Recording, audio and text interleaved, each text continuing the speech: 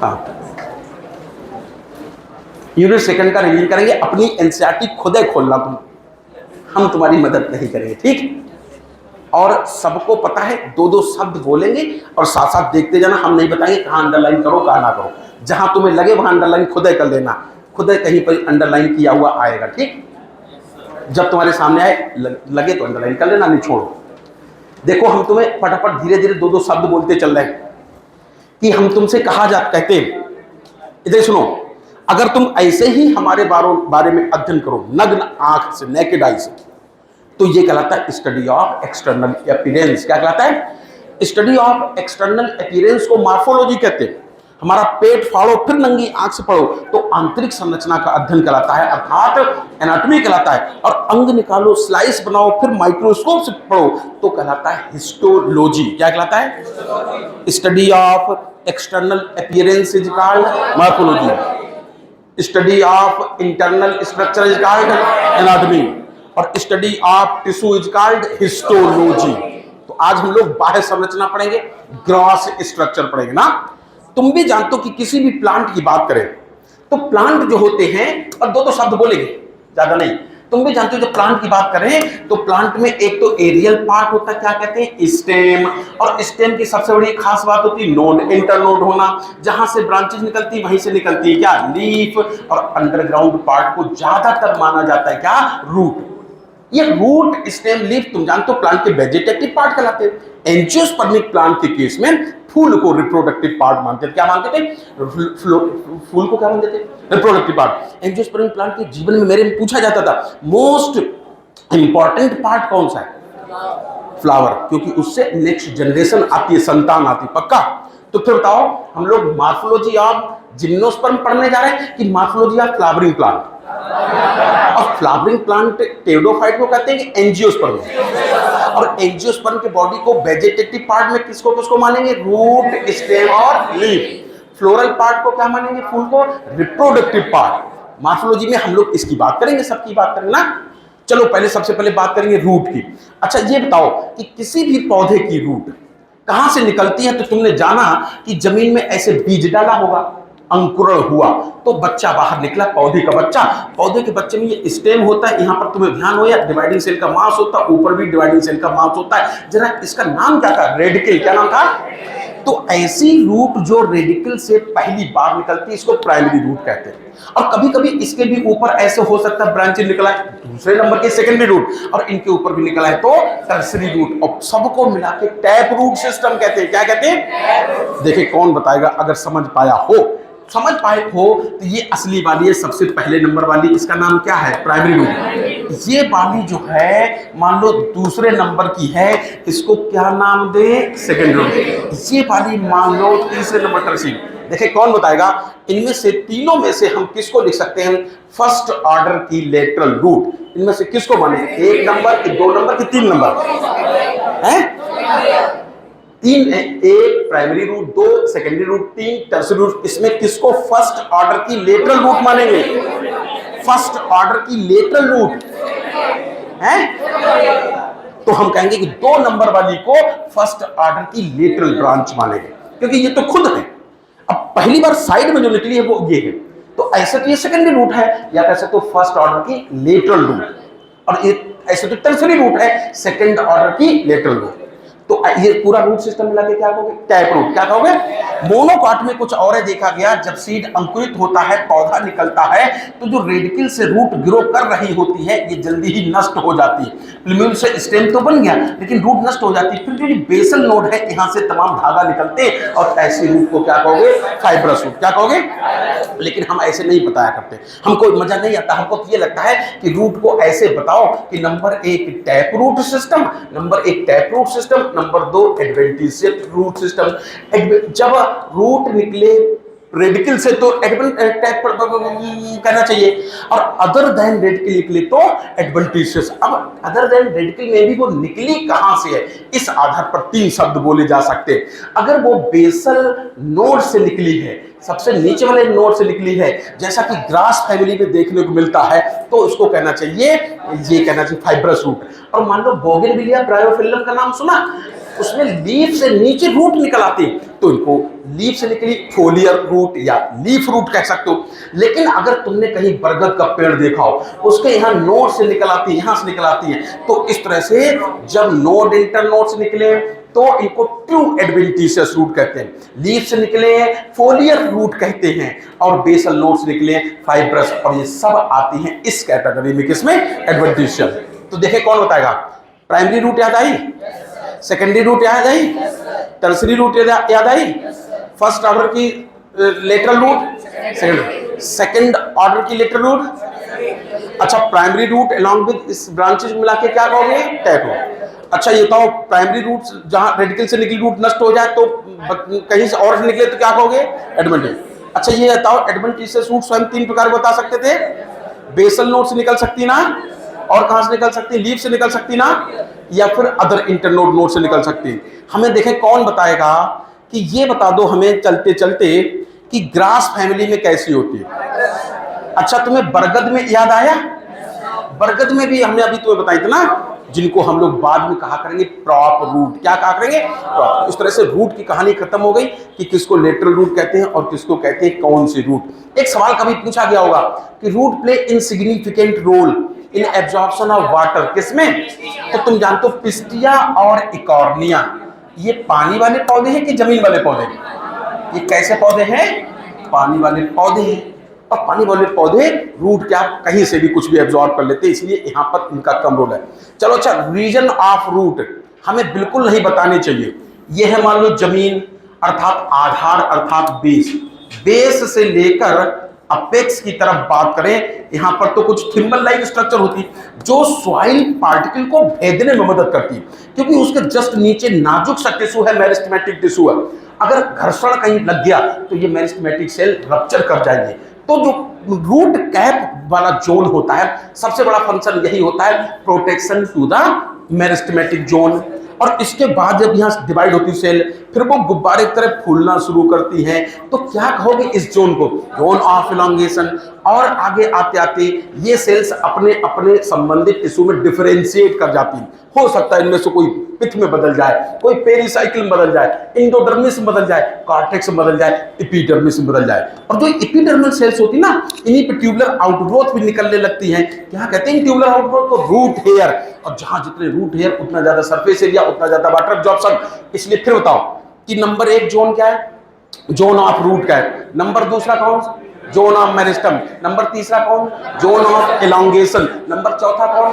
Zone of maturation. Root hair कहां निकलेंगे? Zone of maturation पर। मैक्सिमम वाटर एब्जॉर्प्शन कहां होगा? रूट ऑफ, जहां सरफेस एरिया ज्यादा। मैक्सिमम मिनरल्स एब्जॉर्प्शन कहां होगा? तो वाटर और मिनरल्स का एब्जॉर्प्शन सबसे ज्यादा जोन ऑफ रूट हेयर, अर्थात जोन ऑफ मैचुरेशन पर। मैक्सिमम ग्रोथ कहां पर होगी? जोन ऑफ एलोंगेशन पर। एक्टिव सेल डिवीजन कहां देखने मिलेगा? जोन ऑफ, यहां पर। कहां पर? सवाल ये है कि प्लांट में जो एपिकल मेरिस्टम होता है वो बिल्कुल अपेक्स पर होता है। कहां? स्टेम पर। लेकिन रूट में अपेक्स पर नहीं होता है, अपेक्स के थोड़ा पीछे होता है, सब एपिकल होता है। जल्दबाजी में कह दिया जाता है रूट एपिकल मेरिस्टम, लेकिन वो अपेक्स पर नहीं, क्योंकि अपेक्स पर तो रूट कैप होती है। क्या होती है? Root cap. तो फिर से बताओ, रूट कैप का फंक्शन क्या है? रूट कैप का फंक्शन क्या है? Protection to the meristem, meristematic zone ना। अच्छा बताओ, कहां की सेल में एक्टिव सेल डिवीजन देखने को मिलेगा? Zone of meristem. कहां की सेल साइज ग्रो कर रही होंगी? एलोंगेशन। कहां की सेल मैक्सिमम साइज अटेंड कर चुकी होगी? Zone of maturation. जब हम मैच्योर हो गए, अब हमारी हाइट नहीं बढ़ेगी ना, तो समझ गए। मैक्सिमम वाटर एब्जॉर्प्शन कहां से होगा? कहां से होगा? मैक्सिमम मिनरल एब्जॉर्प्शन कहां से होगा? प्रोटेक्शन कौन देगी? अब देखें कौन बताएगा। जो बोलने जा रहे वो यहां नहीं लिखा मिलेगा, वो प्लांट वहां लिखे, प्लांट ग्रोथ वाले चैप्टर में लिखा मिलेगा। इन चारों जोन में से वो कौन सा जोन है जहां की सेल्स में खूब सारे ऐसे साइटोप्लाज्मिक स्ट्रैंड देखने को मिलते हैं? प्लाज्मोडेस्मेटा कहते हैं इनको। क्या कहते हैं इनको? प्लाज्मोडेस्मेटा। कहां की सेल्स में डेंस साइटोप्लाज्म होता है, प्रोमिनेंट न्यूक्लियस होता है, और दो एडजेसेंट सेल्स के बीच प्रोटोप्लाज्मिक स्ट्रैंड होते हैं। कहां? Zone of meristem. तो सब लोगों को पता चल गया कि यहां पर ऐसे पूछा गया था। पता तुम्हें कि जो रूट होती है उसका सबसे बड़ा फंक्शन तो यही होता है कि पौधे को जमीन में सीधा खड़ा रखना, एंकरेज ऑफ प्लांट। नहीं नहीं नहीं, इतना ही नहीं होता है, ये तो मुख्य फंक्शन है। लेकिन तुम भी जानते हो रूट यहां से वाटर मिनरल्स भी एब्जॉर्ब करती है। और हम तुम्हें प्लांट ग्रोथ वाले चैप्टर में पढ़ाएंगे कि कुछ हार्मोन तो स्टेम अपेक्स पर बनते हैं, कुछ रूट पे भी बनते हैं। तो हमें बताए कोई रूट के प्राइमरी फंक्शन क्या है, असली फंक्शन क्या है, रूट का फंक्शन क्या है, मुख्य फंक्शन। नंबर 1 पौधे को जमीन में सीधा खड़ा रखना, anchorage of plant. Number 1 anchorage. Number 2 water mineral से एब्जॉर्ब करना। नंबर 3 ग्रोथ हार्मोन सिंथेसाइज करना, ग्रोथ हार्मोन सिंथेसाइज। ये 3 असली फंक्शन है किसी भी जड़ के, प्राइमरी फंक्शन। लेकिन ये बायोलॉजी, ये तो मुख्य फंक्शन है। जड़ कुछ और भी कर सकती है, कुछ मॉडिफिकेशन हो जाते हैं। क्या हो सकते हैं? जड़ का प्राइमरी फंक्शन क्या है, रूट का प्राइमरी फंक्शन क्या है?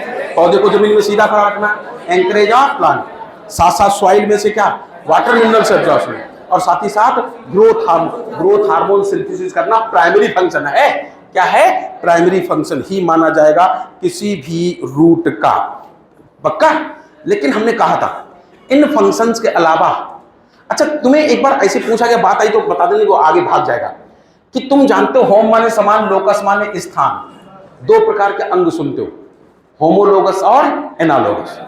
ऐसे अंग जिनकी ओरिजिन समान और फंक्शन डिफरेंट हो तो वो क्या करेंगे, और ओरिजिन सेम हो फंक्शन अलग अलग हो तो मतलब समझ गए ना, फंक्शन से तुम समझ गए। तो हम तुम्हें बताएंगे, अभी बात आएगी तब बताएंगे। चलो आगे बढ़ते हैं। रूट का प्राइमरी फंक्शन 3 बताए थे हमने, लेकिन हम तुम्हें बताएंगे कुछ मॉडिफिकेशन। यहां पर छोटा सा लिख ले तो तुम्हें आसान हो जाएगा कि रूट के सबसे असली फंक्शन तो, प्राइमरी फंक्शन तो ये हैं 1 2 3, लेकिन कुछ मॉडिफाइड फंक्शन भी है। मॉडिफाइड फंक्शन में हम तो बताएंगे कि हो सकता है वो भोजन स्टोर करना शुरू कर दे, हो सकता है किसी पौधे को सहारा देना अर्थात सपोर्ट करना शुरू कर दे, और हो सकता है कुछ खास फंक्शन अर्थात वाइटल फंक्शन परफॉर्म कर ले। ये तो असली फंक्शन है, सभी जड़ें परफॉर्म करेंगी, लेकिन कुछ मॉडिफिकेशन भी हो जाते हैं। स्टोरेज ऑफ फूड करने लगती हैं जड़ें। हमारी तोन क्यों निकल आई, भोजन स्टोर हो गया। तो हम तुम्हें बताएं जड़ भी भोजन स्टोर कर सकती है, चाहे वो टैप रूट हो और चाहे एडवेंटिशियस रूट हो। कैरेट, टर्निप, रेडिस, गाजर, मूली, सलगम, नाम सुने? तो हम तुम्हें बताएं चाहे कैरेट हो और चाहे टर्निप, ये डाइकॉट रूट होती हैं, फूड स्टोर करने लगी।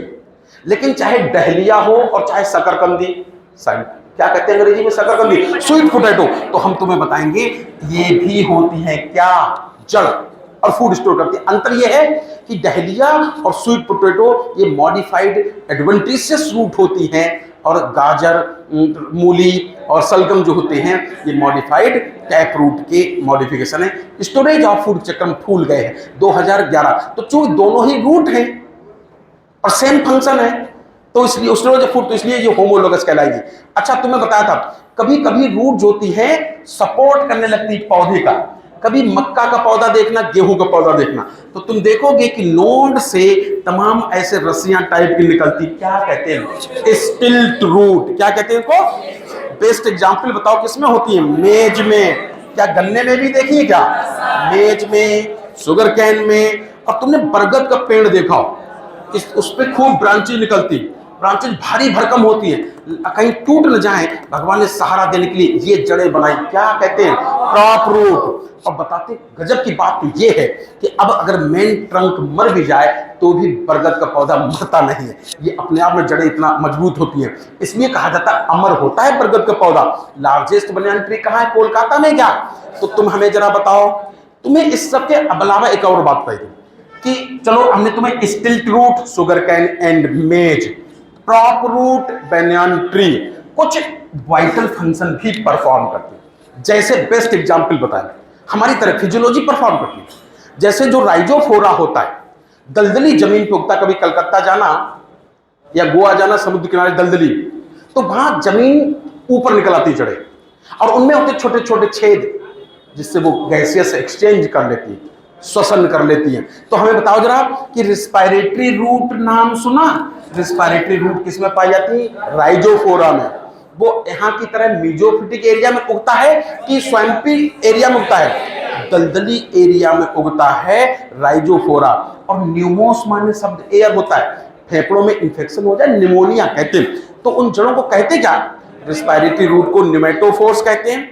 ये पौधे स्वैम्पी एरियाज में उगते हैं, इनकी ये वाली जड़ें ऊपर निकल आती हैं। रूट जिसको हमेशा पॉजिटिवली जियोट्रॉपिज्म दर्शाना चाहिए, ये कैसा हो जाती है? Negative geotropism. और काहे में मदद करती है? श्वसन में, अर्थात गैसियस एक्सचेंज में। किसी को याद आया? तो हम जब तक आगे बढ़े तब तक हमें बताना कि कैरेट, टर्निप और पोटैटो, देखो सुनो मेरी बात सुनो, carrot, turnip, potato homologous organ है कि एनालोगस? होमोलोगस है कि एनालोगस? वो समझ एनालोगस, क्योंकि हमने स्वीट पोटैटो नहीं कहा था, पोटैटो कहा। पोटैटो है स्टेम और ये है रूट, दोनों की ओरिजिन अलग अलग। पोटैटो काटोगे वैस्कुलर बंडल कंजॉइंट कोलेटरल मिलेंगे, और इनको काटोगे वैस्कुलर बंडल रेडियल टाइप के मिलेंगे, रूट जैसे मिलेंगे। कोई समझा? तो होश में रहना, पागल बनाने के लिए कर सकते हैं, 2 एग्जाम्पल ये ले लें और इसमें केवल इतना काट दें और पूछे ये होमोलोगस आर्गन है कि एनालोगस, और तुम्हें बार बार रिफ्लेक्ट हो कि नहीं कैरेट टर्निप ये लिखा था ना। तो इस तरह से हम तुम्हें बता चुके। ये है दलदल वाली जड़ें, न्यूमेटोफोर्स कहते हैं। चलो स्टेम पे पहुंचो, तो आगे बढ़े। कौन बताएगा? एक फ्लावरिंग प्लांट के कितने पार्ट बताए थे? 2, वेजिटेटिव और रिप्रोडक्टिव। वेजिटेटिव पार्ट में कौन आता है?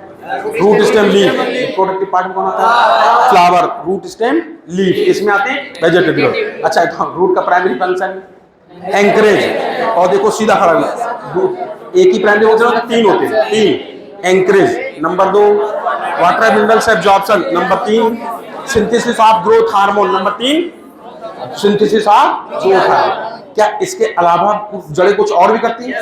हाँ, इनमें मॉडिफिकेशन हो जाते हैं। क्या स्टोरेज ऑफ फूड कर सकती हैं? टर्निप, कैरेट, स्वीट पोटैटो, याद आया? टर्निप, कैरेट क्या है? डाइकॉट। स्वीट पोटैटो क्या है? मोनोकॉट रूट, यानी कि एडवेंटिशियस रूट। पक्का? अच्छा, हमें ये बताना कि रूट जो होती थी क्या पौधे को मैकेनिकल सपोर्ट भी दे सकती? गन्ना में, मक्का में स्टिल्ट रूट, क्या कहोगे? स्टिल्ट रूट। बरगद में क्रॉप रूट, ये पौधे को सहारा देती, सपोर्ट देती। अच्छा, तो कुछ अदर फंक्शन भी कर सकती, वाइटल फंक्शन भी परफॉर्म कर सकती। जैसे लेग्यूमिनोसी फैमिली का नाम सुना? उनकी जड़ों में राइजोफोरा रहता है, मतलब राइजोबियम रहता है, वो नाइट्रोजन फिक्सेशन कर लेती। क्या कर लेती? कौन फैमिली? पल्स फैमिली, दाल वाली फैमिली। क्या वो नाइट्रोजन फिक्सेशन कर लेती? क्या किसी पौधे में जड़ें सांस भी ले लेती? न्यूमेटोफोर्स कहते हैं, छेद को न्यूमेथोड कहते हैं। अच्छा, न्यूमेटोफोर्स पॉजिटिवली जियोट्रॉपिज्म दर्शाती है, निगेटिवली ग्रेविटी की तरफ जाती है कि अगेंस्ट? अगेंस्ट। तो इस तरह से। अच्छा, देखें कौन बताएगा। अगर रूट रेडिकल से बनी तो क्या होगा? प्राइमरी रूट, उस पर निकली ब्रांच सेकेंडरी रूट, उसके भी ऊपर निकली ब्रांच, सबको मिला के टैबल सिस्टम। पक्का? मोनोकाट में रेडिकल से जो रूट निकलती है सर्वाइव करती, मर जाती है, मर जाती है। फिर बेसल नोड से निकलती है, क्या कहते हैं उनको? Adventitious root. क्या कहते हैं? फाइब्रस रूट ना। लीफ से भी जड़ें निकल सकती है, बोगनविलिया और ब्रायोफिल्लम और बिग्नोनिया, ब्रायोफिल्लम और ऐसे मुंह लटकाए जैसे उन्होंने एनसीईआरटी में लिखा ही नहीं। एनसीईआरटी में लिखा नहीं? लिखा है। कहाँ? जहां लिखा है रिप्रोडक्शन इन ऑर्गेनिज्म, वहां बाकायदा लीफ पड़ी है जमीन पे और नीचे से जड़ें, ऊपर से लीफलेट बने। एनसीईआरटी आधा बोलती है, आधा दर्शन करा के निकल जाती है। समझो ना? रिप्रोडक्शन इन ऑर्गेनिज्म वाले चैप्टर में ब्रायोफिल्लम की लीफ बनाई है उन्होंने। बात समझो ना? अच्छा, देखें कौन बताएगा। मॉन्स्टेरा का नाम याद आया? ग्रासेस का नाम याद आया? कैसी रूट होंगी इनमें? एडवेंटिशियस। कैसी होंगी? चलो अच्छा, हम लोग पहुंचते हैं स्टेम का। तो मेन फंक्शन स्टेम का पहले तो बताओ, स्टेम एरियल पार्ट है कि अंडरग्राउंड पार्ट? ज्यादातर नियम बोला जाता, अपवाद नहीं बोले जाते, और नियमानुसार स्टेम एरियल पार्ट। पक्का?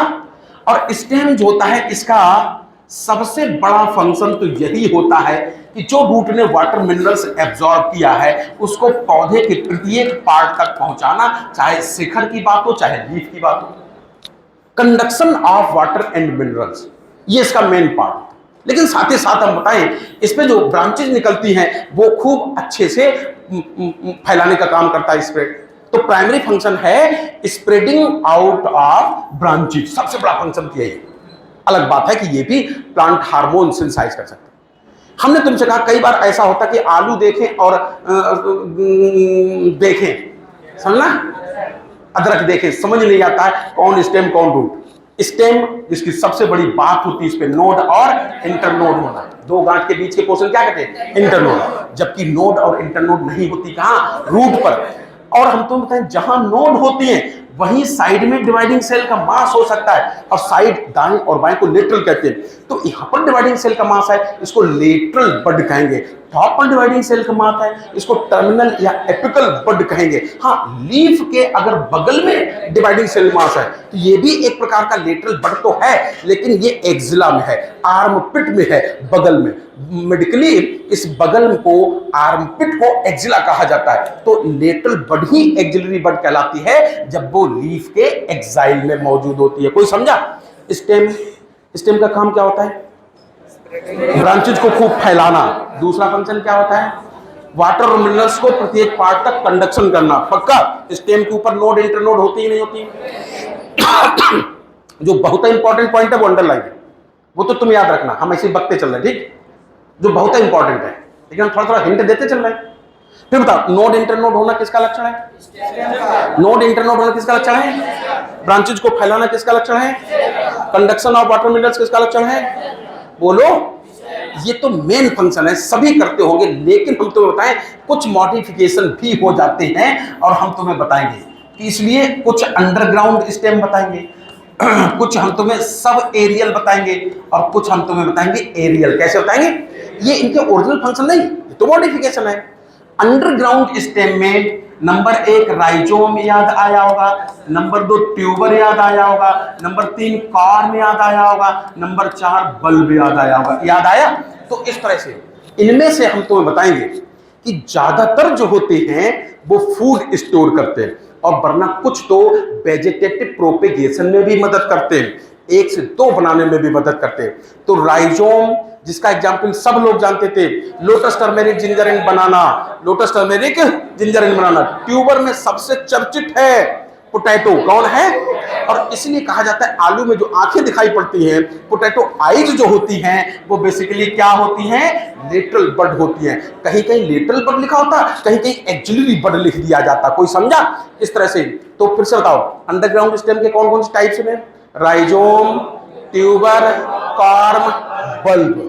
Rhizome, tuber, corm, bulb. Lotus turmeric ginger and banana किसके एग्जाम्पल है? राइजोम की। पोटैटो किसका एग्जाम्पल है? ट्यूबर का। कोलो कैसे आता था? अरबी भुइया पूड़ी खाते, भुइया पूड़ी, भुइया किसकी है? इसकी। अनियन गार्लिक किसके एग्जाम्पल है? ये पता। इसी तरह जो सब एरियल, ये ज्यादातर क्या करते हैं, इनका कुछ हिस्सा जमीन के अंदर होता, कुछ बाहर होता है, और जहां नोड होती वहां से रूट निकलती है। और अक्सर ये देखा गया बीच से अगर टूट जाए, यहां से टूट जाए, तो ये 2 अलग अलग पौधों में बदल जाते हैं। तो सब एरियल का सबसे बड़ा फंक्शन होता है वेजिटेटिव प्रोपेगेशन में मदद करना, क्योंकि ये फैलते रहते हैं और एक निच से दूसरे निच तक पहुंच जाते हैं, और यहाँ का पौधा मर भी जाए तो ये पौधा सर्वाइव करता रहेगा। तो इनका स्टोरेज ऑफ फूड ज्यादा बड़ा फंक्शन था, वरना ये वेजिटेटिव प्रोपेगेशन भी कर सकते थे। सब एरियल जितने भी हैं, सबसे बड़ा फंक्शन वेजिटेटिव प्रोपेगेशन ही है। हम तुम्हें इसमें रनर पढ़ाते थे, सकर पढ़ाते थे, स्टोलन पढ़ाते थे, ऑफसेट पढ़ाते थे। ऑफसेट के एग्जाम्पल बता दो। Pistia and Eichhornia, pistia and. तो जो ऑफसेट का, दूब घास का नाम सुना? रनर कहलाती थी। कैसी कहलाती थी? लेकिन हम तुम्हें बताएंगे, भले यहां नाम हम थोड़ा ज्यादा बड़ा लिख देंगे, तुम आधे समझ लेना।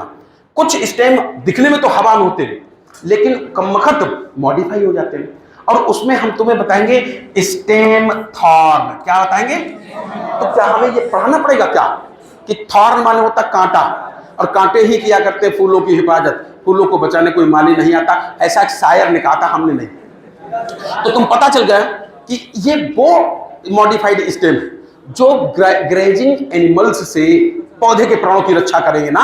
क्या स्टेम थॉर्न याद आया? इसी तरह इस कभी कभी ये एक्सिलरी बड ऐसे स्प्रिंग में बदल जाते हैं, क्या नाम होता होगा? Stem tendril. क्या नाम होता है? पूरी कुकुरबिटेसी फैमिली का लक्षण है, कुकुरबिट्स का लक्षण है। गॉड फैमिली कह दो चाहे कुकुरबिटेसी फैमिली कह दो। कभी कभी तो जो जीरोफिटिक प्लांट होते हैं उनमें लीफ पे स्टोमेटा होते हैं। इस लीफ होगी तो ट्रांसप्रेशन होगा, वाटर लॉस होगा, पौधा बर्बाद हो जाएगा, इसलिए पत्तियां गिर जाती, कांटे बदल जाती और उनका लीफ चपटी हो, स्टेम चपटा हो जाता है। फिल्लोक्लैड नाम सुना? ओपनसिया यूफोर्बिया में पाया जाता है। क्लाइडोड का नाम सुना? एस्परागस में पाया जाता है। और तुमने क्या बुलबिल का नाम सुना? अग्यू आर्जेलिस। तो सुनो फिर से, फिर से सुनो, देखो कौन बताएगा। सवाल ऐसे पूछा जाएगा कठिन करके कि अगर हम किसी कांटे का, थॉर्न का क्रॉस सेक्शन देखें, किसी स्प्रिंग का अर्थात टेंड्रिल का क्रॉस सेक्शन देखें माइक्रोस्कोप से, बताओ किसमें रेडियल वैस्कुलर बंडल मिलेंगे, किसमें कंजॉइंट कोलेट्रल मिलेंगे? तो तुम कहो दोनों में कंजॉइंट कोलेट्रल मिलेंगे, क्योंकि दोनों ही मॉडिफाइड स्टेम हैं, दोनों ही मॉडिफाइड एक्सिलरी बड है। पक्का? फिर अच्छा देखिए कौन बताएगा? थॉर्न और टेंड्रिल क्या लगता है, होमोलोगस ऑर्गन है कि analogous? Same origin different function, क्या कहलाते हैं? एनालोगस। अरे होम माने समान होता है। अगर तीन भाई हो, घर से निकले, एक पुलिस में चला गया खाकी कपड़े पहन के, एक कचहरी चला गया काले कपड़े पहन के, एक मेडिकल कॉलेज गया सफेद, तो होम माने समान। जब एक घर से निकलते हैं अलग अलग काम करने के लिए तो वो होमोलोगस ऑर्गन कहलाते हैं। ये सफेद कपड़े पहन के चला गया, ये खाकी वर्दी पहन के चला गया, ये काला कोट पहन के चला गया, तो ये अपीयरेंस अलग अलग होती है, क्योंकि कोई स्वास्थ्य बनाएगा लोगों को, कोई न्याय दिलाएगा, कोई दुश्मन से, इस तरह से। और ये घर है, तो हमने तुमसे कहा था सेम ओरिजिन डिफरेंट फंक्शन, तो होम माने घर भी तो होता है, ऐसे अंगों को होमोलोगस कहते हैं। तो बताओ टेंड्रिल और थॉर्न क्या है, होमोलोगस एनालोगस? Homologous analogous? ये होमोलोगस है।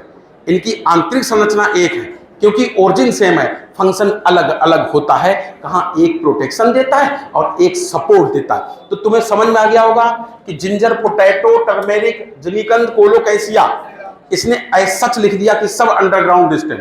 हमारे उनमें अंतर यही है कि हम लोग जमीकंद जिसको घुइया कहते हैं, इसको कॉर्म, जमीकंद और कोलोकैसिया घुइया कहते हैं, ये दोनों हमने कॉर्म बोल दिए थे। अदरक तुमने अंदर राइजोम में बोल दिया था, जिंजर राइजोम में बोल दिया था, और इसको ट्यूबर में बोल दिया। फिर बताओ स्टेम टेंड्रिल याद आया? किसमें पाया जाता है स्टेम टेंड्रिल? क्या ये एक्सिलरी बड स्प्रिंग में बदल गई? अच्छा, ये गॉड फैमिली अर्थात कुकुरबिटेसी फैमिली का लक्षण है। कुकम्बर और पंपकिन याद आया? क्या एक्सिलरी बड कभी कभी कांटे में भी बदल सकती, थॉर्न में भी बदल सकती? अभी तो एग्जाम्पल बताया था किसमें? सिट्रस में और बोगनविलिया में। अच्छा, कभी कभी हमने कहा था जो ड्राई एरिया होते, एरिड एरिया होते, गर्मी समर सीजन आने से पहले पत्तियां गिरा देते पौधे, और या फिर पत्तियों को कांटे में बदल लेते हैं। पत्ती नहीं होगी तो फोटोसिंथेसिस कौन करेगा? नतीजा अपने स्टेम को चपटा कर लेते, ग्रीन कर लेते, ताकि सोलर रेडिएशन को ट्रैप कर सके। हमने एक शब्द बोला था फिल्लोक्लैड। क्या बोला था? ये फिल्लोक्लैड शब्द 2016-22 आया था, क्योंकि ओपनसिया और हमने कहा था यूफोर्बिया, दो बेस्ट एग्जाम्पल बताए थे जिसका स्टेम मॉडिफाई हो जाता है और फोटोसिंथेसिस करने लगता है। क्या करने लगता है? फोटोसिंथेसिस। ठीक। अच्छा, फिर हमने तुम्हें कुछ सब एरियल भी बताए थे, जैसे अभी कहा था रनर, बेस्ट एग्जाम्पल बताया था दूब घास। क्या बताया था? दूब घास। अच्छा, हमने कहा था इनका सबसे बड़ा जो जितने सब एरियल होते हैं, इनका मुख्य उद्देश्य होता है ये फैलते फैलते दूसरे निच तक पहुंच जाते हैं। 20 से टूट जाए तो 1 से 2 में बदल जाए। किस में बदल जाए? 1 से 2 प्लांट में बदल जाए, न्यू प्लांट में बदल जाएंगे। यहां तक की बात बता चुके थे हम। ये अच्छा बताओ, ऐसा कौन बताया था जो पानी में पाया जाता है और उसकी कहीं कहीं पर ऊपर रोजेट ऑफ लीफ लगा रहता है, नीचे टफ्ट ऑफ लगा रहता है? क्या क्या बताया? तो कौन बताया था? पिस्टिया और इकॉर्निया। हमने बस नाम दे दिया था ऑफसेट। क्या नाम दिया था? ऑफसेट। अच्छा, बाकी तुम सब समझ गए। चलो लीफ पे पहुंचते। लीफ थर्ड पार्ट होता है, और तुम बता चुके थे कि एक लीफ के पार्ट होते हैं इतने, जो ये हवा में फैलने वाला पार्ट है, क्या कहते हैं? Leaf blade. ये इसको क्या कहते हैं? डंठल, स्टाक ऑफ लीफ को पेटियोल। और यहां पर जो पार्ट अटैच होता है इसको कहते हैं लीफ बेस। क्या कहते हैं इसको? Leaf base. लीफ के कितने पार्ट है? 3। अच्छा, तो कभी आम की पत्ती तोड़ना, लीफ बेस फूला फूला लगेगा, सॉलिन हो सकता है, चपटा हो सकता है। गन्ने का पत्ता छुटाना ऐसा पतला पतला पोंगा जैसा निकलता है, तो सीथिंग हो सकता है, सीथ जैसा हो सकता है लीफ बेस, या सॉलिन लीफ बेस हो सकता है। तो लीफ बेस जब सॉलिन होता है तो उसको कहते हैं पल्विनस। क्या कहते हैं? पल्विनस। क्या कहते हैं? तो लीफ के हमने 3 पार्ट बताए, और पल्विनस बताया था सॉलिन लीफ बेस को, जो डाइकॉट का लक्षण होता है। और चपटा चपटा होना, ये सीथिंग लीफ बेस किसका होता है? मोनोकाट। देखो डंठल जितना बड़ा होगा पत्ती उतना आसानी से हवा में फड़फड़ाएगी। तो पिटियोल का फंक्शन होता है लीफ को फ्लटर करने में मदद करना।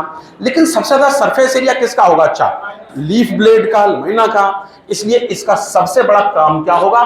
Kitchen of the plant kingdom की तरह बिहेव करेगी, अर्थात ये फोटोसिंथेसिस करेगी, लाइट एनर्जी को ट्रैप करेगी। पक्का? इस तरह से लीफ के हमने तुम्हें 3 पार्ट बताए, ये सब लोग जानते हैं, हमें पढ़ाने की जरूरत नहीं कि लीफ के अंदर जो वेन्स होती हैं उनके अरेंजमेंट को विनेशन कहते हैं। जितने भी डाइकॉट लीफ होती हैं उनमें ये मिडरिब तो है ही, मिडरिब सबसे मोटी नस होती है, फिर बार बार ऐसे ब्रांचें निकलती हैं, इसलिए पूरा जाल बन जाता है। ऐसे को क्या कहेंगे? रेटिकुलेट। लेकिन अगर बनाना गेहूं अर्थात किसी मोनोकाट लीफ को देखना, मुख्य नस तो उसमें भी है मिडरिब, लेकिन बाकी जितनी भी होती हैं वो सब मिडरिब के ऐसे पैरेलल होती हैं। तो इसलिए इन वेन्स के अरेंजमेंट को पैरेलल विनेशन कहते हैं। किसका लक्षण है? मोनोकाट का। किसका लक्षण है? मोनोकाट का। तो तुम समझ गए कि रेटिकुलेट विनेशन, पहले तो arrangement of veins and venules in leaf blade is called विनेशन। और पैरेलल किसमें होता है? मोनोकाट में। रेटिकुलेट किसमें होता है? इसमें। पक्का? इस तरह तुम लोग जान गए। अब होती लीफ 2 प्रकार की होती। अगर हमने तुमसे कहा कि अगर मान लो ये कोई लीफ है और ये कोई लीफ लगी है, अब इसका हो सकता है ये किनारा अर्थात मार्जिन चिकना चिकना, आम में ऐसा ही होता है, कोई बात नहीं। या फिर इसका कभी नीम की पत्ती देखना, हो सकता है उसमें ऐसे दांतदार किनारा हो, अर्थात ये मार्जिन सिरेटेड हो, सिरेशंस हो, दांत हो, तो भी कोई बात नहीं, तो लीफ सिंपल ही कहलाएगी। लेकिन अगर ये सिरेशंस किसी लीफ में मान लो दांत हैं और ये जो सिरेशंस है ये मिडरिब तक पहुंच जाए, कट के निशान मिडरिब तक पहुंच जाए, कट के निशान मिडरिब तक पहुंच जाए, तो समझ नहीं आता कि लीफ इतनी है कि पूरी एक है। मामला जटिल हो जाएगा, कंपाउंड हो गया, कॉम्प्लेक्स हो गया। तो फिर जब कभी इंसिजन मिडरिब तक पहुंच जाते हैं तो लीफ ऐसा लगता है छोटे छोटे टुकड़ों लीफलेट में बदल जाती है, मामला जटिल लगने लगता है। अर्थात ऐसी लीफ को सिंपल कहेंगे, कंपाउंड कहेंगे, कंपाउंड लीफ कहेंगे। ये अलग बात है कि सारे लीफलेट एक दूसरे के पैरेलल लगे हैं तो पिनेटली कंपाउंड कहेंगे। क्या कहेंगे? और ऐसा लगता है ये हथेली में उंगलियां लगी हो, ये उंगली गौर से देखो यहां से अटैच है, ये भी पॉइंट ऑफ अटैचमेंट लगता है एक ही है सबका, तो पाम बन जाती, हथेली बन जाए। अच्छा, सिल्क कॉटन में कैसी होती है? पामेटली। नीम में कैसी होती है? पिनेटली। तो कोई बताएगा लीफ कितने प्रकार की होती है? सिंपल और मार्जिन स्मूथ हो या सेरेटेड। अगर सेरेटेड है, सेरेशंस मिडरिब तक नहीं पहुंचे तो सिंपल, और मिडरिब तक पहुंच गए तो जब कंपाउंड बन जाती है तो मिडरिब को मिडरिब कहने लगते हैं, कुछ और क्या कहने लगते हैं? रैकिस। क्या कहने लगते हैं? रैकिस। तो यहां तक की सारी बात सबको समझ में आ गई। आगे हम लोग सिल्क कॉटन का नाम याद आ ही गया, नीम का नाम याद आ ही गया, बात आई अरेंजमेंट ऑफ लीफ ऑन डंठल, arrangement of leaf on stock of leaf. Stock of leaf कहते हैं पिटियोल को। इसके आधार पर 3 प्रकार का होता है। अगर एक पर एक ही लगी, प्रत्येक गांठ पर, मान लो हमने तुमसे कहा था ये कोई स्टेम है, एक गांठ पर एक ही लीफ निकलती है, एक गांठ पर, तो इसको क्या कहेंगे? अल्टरनेट। क्या कहेंगे? अल्टरनेट। और सिटी मॉन्टेसरी स्कूल है लखनऊ में, city Montessori school, CMS। CMS का मतलब क्या है? सी माने चाइना रोज, एम माने एम माने मस्टर्ड, यस माने सनफ्लावर। तो चाइना रोज, मस्टर्ड, सनफ्लावर, इनमें कौन सी फिल्डोटैक्सी है? अल्टरनेट। कभी कभी ऐसा होता है कि एक प्रत्येक गांठ से 2-2 निकले, एक इधर भी निकले और मान लो एक इधर भी निकले, एक इधर भी निकले, 2-2 निकले, तो इसको क्या कहोगे? तो इसको क्या कहेंगे? अपोजिट। क्या कहेंगे? और मोर देन जब निकलने लगे टू तो इसको कहेंगे होल। क्या कहेंगे? तो ये बताओ एल्स्टोनिया में कैसी होती है, गुआवा और कैलोट्रोपिस में कैसी होती है? एल्स्टोनिया में, गुआवा और कैलोट्रोपिस में, और सीएमएस में, चाइना रोज, मस्टर्ड और सनफ्लावर में ऐसी। पक्का? एक बार वापस जाते लीफ पे। किसी को लीफ शब्द याद आया? 3 पार्ट याद आए? Leaf base, petiole, leaf blade याद आया? Leaf base, petiole, leaf blade याद आया? फोटोसिंथेटिक पार्ट कौन सा? Leaf blade. फोटोसिंथेटिक पार्ट कौन सा? हवा को, पत्तियों को फड़फड़ाने की आजादी कौन देगा? पेटियोल। कौन? मदर एक्सिस से अटैच कौन कराएगा? कौन? Leaf base. क्या लीफ बेस फूला फूला हो सकता है? सॉलिड लीफ बेस होना मोनोकॉट का लक्षण, डाइकॉट। डाइकॉट। आम की पत्ती तोड़ देखना फूली फूली होती है, और गन्ना का पत्ता छुटा के देखना तो पोंगा टाइप निकलता, पत्ता टाइप ना, सीट जैसा, पतली पतली लेयर जैसा, अर्थात sheathing leaf base monocot. Pulvinus dicot, sheathing monocot, pulvinus. पक्का? फ्लटर, फ्लटर, फ्लटर में कौन मदद करेगा? पेटियोल। फोटोसिंथेसिस, लवेना का जो होता है इंटैक्ट है तो सिंपल लीफ, छोटे छोटे टुकड़ों में टूटे तो प्रत्येक टुकड़े को क्या कहते हैं? लीफलेट। और अब कंपाउंड लीफ में उसको मिडरिप कहते रहते हैं, रैकेस। मिडरिप या रैकेस? पक्का? Silk cotton, palmately compound, silk cotton. अगर सारे लीफलेट एक दूसरे के पैरेलल लगे तो पिन्नेटली, रैकेस पर एक ही पॉइंट पर लगे तो पामेटली, पाम माने हथेली जैसा ना। Silk cotton, neem, neem. मेरी तरफ देखो, एल्स्टोनिया का नाम बताओ। Alstonia, whorl. Alstonia, calotropis and guava, calotropis and guava, China rose, mustard, sunflower हैं? पक्का? रेटिकुलस वेनेशन इज द लक्षण of, parallel venation is the characteristic of, arrangement of leaf on the petiole हैं? पक्का? पक्का पक्का पक्का? चलो हम लोग आगे बढ़ते हैं। Modification of leaf. लीफ जिसका सबसे बड़ा काम होता है फोटोसिंथेसिस करना। अलग बात है साथ में वो गैसेस एक्सचेंज भी कर लेती है, लेकिन हम तुम्हें बताएंगे कभी कभी लीफ भी स्प्रिंग में बदल सकती है, और ऐसा होता है मटर में। बोलो ना, लीफलेट टेंड्रिल क्लिम्बर। सुना? लीफ अपेक्स टेंड्रिल क्लिम्बर अब नहीं पढ़ाए जाते, पिटियोल टेंड्रिल क्लिम्बर। हमको तो जहां तक पढ़ाया जाता था पिटियोल टेंड्रिल क्लिम्बर, क्लीमेटिस पढ़ाया जाता था। लीफ अपेक्स टेंड्रिल क्लिम्बर पढ़ाया जाता था, पाइसम स्टाइपम। लीफलेट किसी अलग अलग भूल भी गए, लिथाइरस ओडोरेटस, ऐसे सब आगे पीछे होते थे। तो हम तुम्हें बताएंगे कभी कभी स्प्रिंग में भी बदल सकता है लीफ या लीफलेट, और पौधे को सपोर्ट देगी अर्थात टेंड्रिल बनाएगी। कांटे में बदल सकती, क्या अब क्यों पढ़ाई कांटे में? किसमें? जो पौधे जीरो फिट कंडीशन में उगते हैं, रेगिस्तान में उगते हैं। कैक्टस का नाम सुना? नागफनी देखी? गांव नागफनी छुओ तो कांटे चुभ जाते हैं, फिर वो हरा हरा पत्ता जैसा क्या होता है? फिल्लोक्लेड। क्या होता है? तो इस तरह से हमने तुम्हें कहा कि जो जीरोफिटिक प्लांट होते हैं उनमें स्पाइन में बदल सकती हैं, और वरना ये बदल सकती है। अच्छा देखें कौन होता है इन सम प्लांट, जैसे ऑस्ट्रेलियन अकेसिया, तो लिखा है कि leaves are small short lived, और पेटियोल मिला ऐसा कुछ। अच्छा ये बताओ, पिक्चर प्लांट का नाम सुना? निपेंथीज का नाम सुना? क्या वीनस फ्लाई ट्रैप सुना? लो भैया, इनमें लीफ कुछ और बदल गई। पिक्चर प्लांट एक्चुअली पौधा होता है, और वो तुम्हें मत बता दे, ऐसी जमीन पर उगता है जहां से वो नाइट्रोजन को ग्रहण नहीं कर सकता है ना, दलदली एरिया में उगता है। तो वो तुम जानते हो पौधे ज्यादातर नाइट्रोजन की डिफिशियंसी को कैसे कहां से लेते हैं? नाइट्रेट के रूप में, रूट से लेते हैं। अब ये पौधा इधर से नाइट्रोजन ले नहीं पाता, तो इसकी जो लीफ होती है उसको ये क्या करता है, ये लीफ है और इसको ऐसे पिक्चर में बदल लेता है, ऐसे बदल लेता है लीफ को पिक्चर में, ऐसे बदल लेता है। अब समस्या ये आती है कि जब कोई अर्रैया बर्रैया आती है तो ये ढक्कन बंद कर लेता है, बर्रैया अंदर फंस जाती है। सवाल ये पूछा गया कि अगर ये लीफ ब्लेड पिक्चर में घड़े में बदल गया, तो जो अंदर वाली एपिडर्मिस है इससे पाचक एंजाइम निकलते होंगे।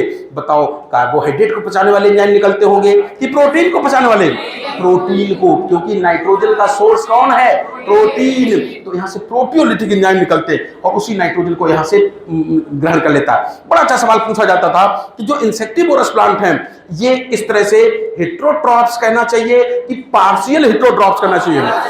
आंशिक रूप से गड़बड़ हैं, वरना फोटोसिंथेसिस तो खुद ही करते हैं। देखा जाए ऑटोट्रॉप्स हैं, सिर्फ नाइट्रोजन डिफिशिएंसी को इंसेक्ट के रूप में पूरा करते हैं। कोई समझा?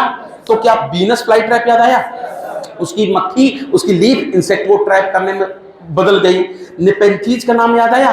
पिक्चर में घड़ा में बदल गई। क्या तुम्हें पी का नाम याद आया? मटर का पौधा स्प्रिंग में टेंडल में बदल गई। कैक्टस प्लांट याद आए? कांटे में स्पाइन में बदल गई। पक्का? तो यहां तक कि लीफ की बात खत्म होगी। अगली हेडिंग का नाम क्या है? पुष्पक्रम। क्या नाम है? इन्फ्लोरेसेंस। तुम भी जानते हो कि अगर एक फूल लगा हो तो उसको सॉलिटरी फ्लावर कहते हैं, पूरा झुंड लगा हो तो इन्फ्लोरेसेंस कहते हैं। चलते चलते सवाल बताना कि पॉलिनेशन का चांस बढ़ जाता है। मैंने उल्टा बोल दिया। इन्फ्लोरेसेंस भगवान ने क्यों बनाए? तो तुम भी जानते हो कि जब बेला दशहरा जाते थे, एक गुब्बारा चिपका हो, निशाना लगाओगे, निशाना चूक भी सकता है। बहुत सारे गुब्बारे चिपका दिए जाए, निशाना लगाओ, किसी न किसी में निशाना लग ही जाएगा। Chance of pollination and fertilisation, chance of pollination बढ़ाने के लिए भगवान ने पुष्प नहीं बनाया, पुष्प का झुंड बनाया, इन्फ्लोरेसेंस बनाया। कोई समझा? इन्फ्लोरेसेंस बनाया। तो इस तरह से सब लोग समझते हैं और हम तुम्हें बताएंगे कि इन्फ्लोरेसेंस पुष्पक्रम इतने प्रकार का होता है, बहुत छोटा छोटा। इधर देखो सब लोग बच्चा, मान लो ये है कोई पौधा, ये है मदर एक्सिस, यहां से निकला डंठल। अच्छा ये बताना, स्टॉक ऑफ लीफ को क्या कहते हो? Stock of leaf, stock of leaf petiole. Stock of एक फूल पेडिसिल, क्या कहते हैं? Pedicel, pedicel. और पूरे इन्फ्लोरेसेंस के डंठल को कहते हैं पेडंकल। क्या कहते हैं? तो इधर ही देखना, इधर ही देखना, इधर ही देखना। कभी कभी क्या होता है, ये पेडंकल ऐसे जिंदगी भर ग्रो करता चला जाता है और इसी पर ऐसे फूल लिखते चले जाते हैं। लेकिन बात ये होती है कि जो छोटे और नए फूल होते हैं वो अपेक्स की तरफ, शिखर की तरफ होते हैं। इस तरह से इनडेफिनिटली ग्रोइंग पेडंकल पर जब एक्रोपेटल सक्सेशन में फ्लावर लगे होते हैं तो इसको कहते हैं रेसिमोज। क्या कहते हैं? रेसिमोज। इसमें जो एक्सेस होता है वो हमेशा जिंदगी भर ग्रो कर सकता है, इसलिए रेसिमोज को इंडेफिनिट इन्फ्लोरेसेंस भी कहते हैं। अनिश्चित काल तक इसमें इसकी ग्रोथ हो सकती है।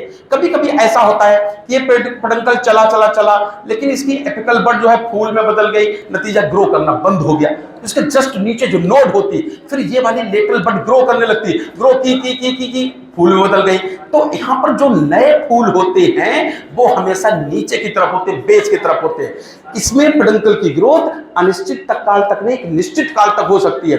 इसलिए साइमोज का दूसरा नाम डेफिनिट इन्फ्लोरेसेंस होता है और बेसिपिटल सक्सेशन में यहाँ फूल लगे होते हैं। कोई याद आया? तो हमने तुम्हें टर्मिनेट, जब एपिकल बड टर्मिनेट कर जाए, फ्लोरल बड में फूल बदल जाए, तो इस तुम्हें बात बताई। अच्छा फिर से बताना कि इंडेफिनिट किसको कहते हैं? रेसिमोज। डेफिनिट किसको कहते हैं? अच्छा फूल ये बताओ, हाईली कंडेंस्ड मॉडिफाइड सूट कहलाता है। और एक फूल के 4 पार्ट सबको याद होंगे। आउटर होल की एक लीफ को क्या कहोगे? सेपल। पूरी होल को कैलिक्स। सेकेंड होल की एक लीफ को पेटल। पूरी होल को करोला। थर्ड होल को एंड्रोसियम। एक लीफ को स्टैमेन। इनर मोस्ट या टॉप मोस्ट होल को गाइनोसियम। एक लीफ को कार्पल। पक्का? इस तरह से तुम्हें एक फूल के 4 पार्ट याद आए। और फूल चूंकि हाईली कंडेंस्ड मॉडिफाइड सूट था, जब कंडेंस किया तो जो स्टेम था वो छोटा और मोटा हो गया।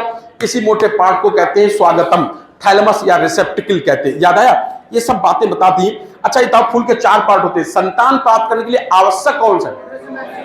Stamen, androecium. और क्या इनको पौधे का नेसेसरी पार्ट कहें क्या? कैलिक्स, करोला संतान प्राप्त करने के लिए आवश्यक नहीं ना, ये सहायक हो सकते हैं। इंसेक्ट को अट्रैक्ट करके पॉलिनेशन कराने में सहायक हो सकते हैं, संतान प्राप्त करने के लिए आवश्यक नहीं है। तो इसलिए सहायक कहलाते हैं कैलिक्स और करोला। नेसेसरी या रिप्रोडक्टिव कहलाते हैं एंड्रोसियम और गाइनोसियम। लिखा है जितनी मोनोकाट फैमिली होती है, जैसे कुछ फैमिली होती है जैसे लिलिएसी, इनमें क्या होता है कभी कभी कि जो आउटर वाली होल है और जो बीच वाली सेकेंड होल है, इनकी जो लीफ होती हैं वो हम डिस्टिंग्विश नहीं कर पाते। ऐसे मान लीजिए कैलिक्स हमेशा ऐसे बनाए जाते हैं, मुखड़ा चांद का टुकड़ा अर्थात चांद जैसी बनाई जाती है करोला, क्योंकि करोला से ही ब्यूटी होती है ना।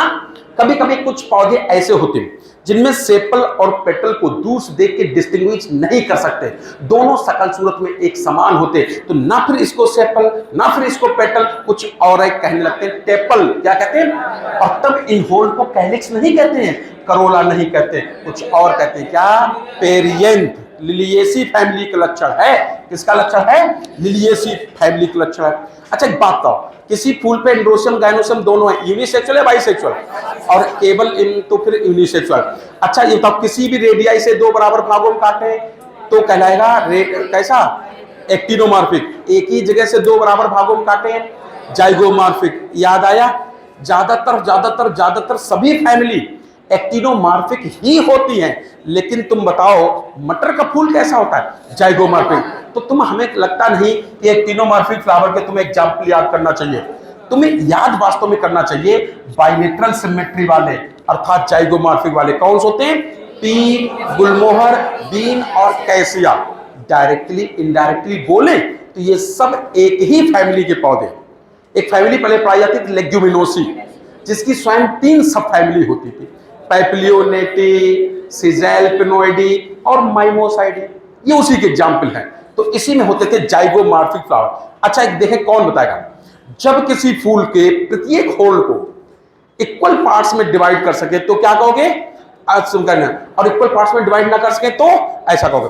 अच्छा 3 या 3 के मल्टीपल में प्रत्येक चीज हो, जैसे 3 सेपल तो 3 पेटल या 6 पेटल, 3 सेपल पेटल तो फिर 6 या 9 या 12 स्टेमिन, 3 या 3 के मल्टीपल में हो, तो ऐसा लगता है फूल के प्रत्येक होल को 3 या 3 के मल्टीपल में डिवाइड कर दिया। मेरी माने डिवीजन होता है, तो कंडीशन को कहेंगे ट्राइमीरस, टेट्रामीरस, पेंटामीरस। मोनोकाट फैमिली होती है ट्राइमीरस, बाकी टेट्रा या पेंटा या डाइमीरस होती है डाइकॉट फैमिली।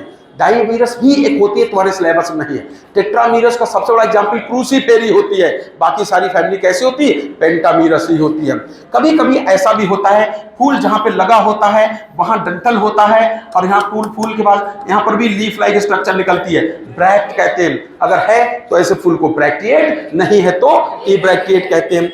तुम्हें एक बात और बताएं, चलो सेपल पेटल में एक बात है, सारे पार्ट में ओवरी की पोजीशन क्या है। अगर ओवरी सबसे ऊपर है, देखो आम लोग फूल इसको समझते हैं, कलरफुल पोर्शन को समझते हैं, करोला को समझते हैं, तो अगर ओवरी सबसे ऊपर है तो मतलब अदर फ्लोरल पार्ट उसके नीचे से निकले, ऐसा लगता फूल नीचे से निकला, फूल हाइपो है गाइनोसियम से, हाइपोगाइनस कंडीशन ज्यादातर सभी फैमिली में ऐसा ही होता है। कुकुरबिटेसी और कंपोजिटी, अर्थात कुकुरबिटेसी गार्ड फैमिली और सनफ्लावर वाली फैमिली, दो छोड़ दो, हम लोग के सिलेबस में ज्यादातर सब एपिगाइनस फ्लावर वाली ही होती है। कैसी होती है, हाइपोगाइनस। सुपीरियर ओवरी है तो हाइपोगाइनस फ्लावर। फिर हमने तुमसे कहा था हाफ इंफीरियर ओवरी है तो लगता है फूल के पार्ट और गाइनोसियम चारों तरफ से ढके हुए हैं, पेरीगाइनस। और अगर फ्लास्क लाइक है जिससे ओवरी बहुत नीचे आ गई, अंदर आ गई, तो इस तरह से इंफीरियर ओवरी, इसलिए फ्लोरल पार्ट ऊपर से। इंफीरियर ओवरी जिन जिसमें है एपिगाइनस फ्लावर, कुकुरबिटेसी और कंपोजिटी, बाकी सब में हाई सुपीरियर ओवरी, इसलिए कह सकते हो hypogynous flower. Perigynous special condition है, जरूर याद रखना इसके एग्जाम्पल। तो half inferior perigynous condition of triple P cube या P cube R, P cube R. P cube माने, पी माने पेरीगाइनस, पी माने प्लम, पी माने पीच, पी माने रोज। याद आया। अच्छा देखिए चाइना रोज, ब्रिंजल, मस्टर्ड कैसा, तो हम सबका नहीं याद करेंगे, सभी फैमिली में सदा एपिगाइनस कंडीशन, हाइपोगाइनस कंडीशन ही होती है, सुपीरियर ओवरी ही होती है। इंफीरियर अभी बताते किस फैमिली में होती है, एक तो कुकम्बर वाले में, और साथ साथ सनफ्लावर कंपोजिटी का ही तो मेंबर है। अलग से याद रख पाओ तो कौन से याद रख लेना, वाह, पार्ट ऑफ फ्लावर तुम भी जानते हो सेपल जुड़े हो तो गैमो से पहला अलग अलग हो तो कहलाती है। तो छोड़ो, अरेंजमेंट ऑफ सेपल या पेटल के लिए 4 शब्द बोले जाते हैं। सेपल या पेटल की होल तो होती, मगर यूनिट, इनके जो यूनिट हैं अर्थात सेपल हैं, पेटल पढ़ा तो पेटल है, वो उनके मार्जिन जस्ट टच करें, एक दूसरे को ओवरलैप ना करें। एस्टिवेशन को, अरेंजमेंट को क्या कहोगे? वेलवेट। एक मार्जिन अंदर एक बाहर हो तो ऐंठे हुए जैसे नहीं ताश पकड़ते हैं, ट्विस्टेड। और एक के दोनों मार्जिन अंदर, एक के दोनों मार्जिन बाहर, बाकी बचे हुए अंदर बाहर। इम्ब्रिकेट अलग से याद रखना। बैक्सिलरी एस्टिवेशन, इसमें देखो एक पूरी तरह अलग ऊपर होता है, साइड में बड़ा होता है, स्टैंडर्ड कहते हैं। साइड वालों को क्या कहते हैं? और सबसे नीचे वाले आपस में जुड़े भी होते हैं ना, ये आपस में जुड़े भी होते हैं। तो पैप्लियोनेटी फैमिली का एग्जाम्पल होता है बैक्सिलरी एस्टिवेशन दर्शाना। बैक्सिलरी एस्टिवेशन दर्शाना ट्विस्टेड भी पूछा गया होगा कभी सन 2000 इतने में। देखे कौन बताएगा? आगे बढ़े, पक गए क्या और इसमें बढ़ाए हैं? अच्छा, देखे कौन बताएगा? कहना आप बताओ। लीफ के 2 या 3 मॉडिफिकेशन बता दो। लीफ के 3 मॉडिफिकेशन। लीफ जिसका सबसे बड़ा फंक्शन होता है फोटोसिंथेसिस, इसके अलावा और क्या कर सकती है? क्या लीफ टेंड्रिल में बदल सकती है? स्प्रिंग में बदल गई तो पौधे को सहारा देगी? क्या लीफ स्पाइन में कांटे में बदल सकती है? क्या लीफ पिक्चर में बदल सकती है? क्या लीफ इंसेक्ट को ट्रैप कर सकती है? बोलो बोलो बोलो बोलो। लीफ फ्लटरिंग में कौन मदद करता है? पेटियोल। कौन करता है? पल्बिनस लीफ बेस किनका लक्षण है? डाइकॉट, स्पेशली लेग्यूमिनोसी फैमिली का। और सीथ जैसा होना मोनोकाट। पक्का? Silk cotton, palmately compound, neem, Alstonia whorled, Alstonia guava and Calotropis कैसा? Opposite. CMS, CMS China rose, mustard and sunflower हैं? पक्का? किस पुष्प क्रम में इन्फ्लोरेसेंस में पेडंकल की ग्रोथ अनिश्चित काल तक होती रहती है? रेसिमोज। किसमें? किसमें पेडंकल की बड फूल में बदल जाती है? साइमोज। पक्का? दोनों में से किसमें नए और छोटे फ्लावर अपेक्स की तरफ अर्थात एक्रोपेटल सक्सेशन होता है? रेसिमोज में।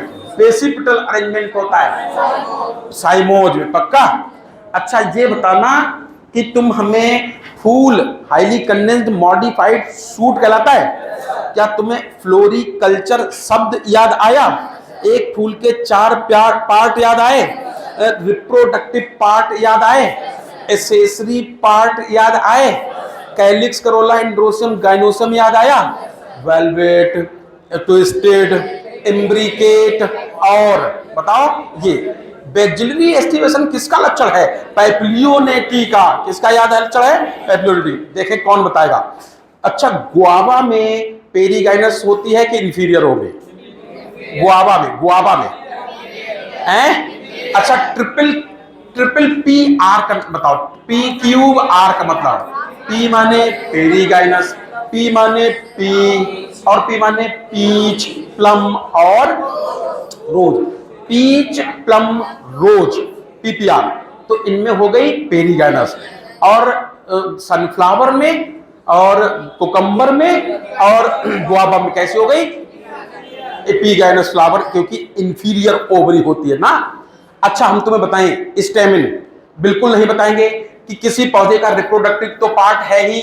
स्टेमिन जो होते हैं एक यूनिट को कहते हैं, 2 पार्ट पता सबको, इसको कहते हैं एंथर, डंठल को कहते थे फिलामेंट। ये वाटर मिनरल्स को पहुंचाने का काम करेगा, इसलिए फिलामेंट। कंडक्टिंग पार्ट कहलाता है, ये फर्टाइल पार्ट कहलाता है, इसके अंदर ही बनते पॉलन ग्रेन। लेकिन बात ये है, तुमसे ये कहते थे कि प्रत्येक एंथर में 2 टुकड़े होते हैं, प्रत्येक टुकड़े को एंथरलोप कहते हैं, इसलिए डाइथीकस। एंथरलोप को थीका कहते हैं, इसलिए ज्यादातर फैमिली में डाइथीकस होते हैं, मोनोकाट में, मालवेसी में मोनोथीकस होते हैं। यहां तक सबको पता है। हम तुम्हें बताएंगे कभी कभी एंथर तो होते हैं मगर इनके अंदर पॉलन ग्रेन नहीं बनते, तो ये स्टेराइल हो जाते हैं, और इस तरह से स्टेराइल स्टेमिन को स्टेमिनोड कहते हैं। अब नहीं पढ़ाई जाती, वरना हमें पहली पैप्लियोनेटी की एक सब फैमिली पढ़ाई जाती थी, सिजाइल पेनोइडी। उसमें 5+5 का सिस्टम होता था, 5 स्टेराइल स्टेमिन भी पाए जाते थे, स्टेमिनोड्स कहते थे ना। एक बात होता है, फिर तुम एक बात होता है, कभी कभी ये जो पेटल स्टेमिन होते हैं ये दूसरों से चिपक जाते हैं। बहुत ही आसान है, अगर हम कोई फ्लोरल फार्मूला देख लो मिल जाए, उसकी मदद से अगर तुम्हें समझाएं, तब फार्मूला नहीं मिलेगा तब तक, तो हम तुम्हें अपने आप तुम समझ जाओगे। देखना मरा पड़े कहां चला गया, बता रहे स्टेमिन की बात चल रही थी, स्टेमिन की बात चल रही थी, बहुत जल्दी समझाते, बहुत जल्दी समझाएं। ये बात कह रहे थे कि कभी कभी जो स्टेमिन है वो आपस में चिपक जाते हैं। हम यहाँ 2 हेडिंग करके पढ़ाते हैं, एक पढ़ाते हैं कोहेजन ऑफ स्टेमिन, एक पढ़ाते हैं एडहेशन ऑफ स्टेमिन। अच्छा एक बात बताओ, एडहेशन माने क्या होता है?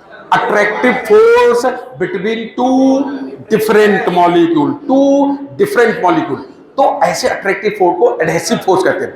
और attractive force, attraction, force of attraction between similar type of molecule, तो वहां शब्द कहते थे कोहेजन। अगर तुमने ये हेडिंग सुन ली तो आधी समस्या तो ऐसे ही नाम में ही पता चल जाएगी।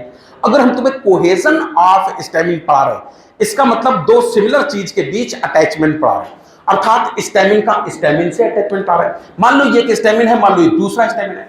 कभी कभी ये संभव है कि इनके केवल और केवल एंथर आपस में चिपक गए, जहां जेनेसिस हो रही है वही पार्ट चिपक गए। कंडीशन को सिंजीनियस कहते थे। क्या कहते थे? सिंजीनियस।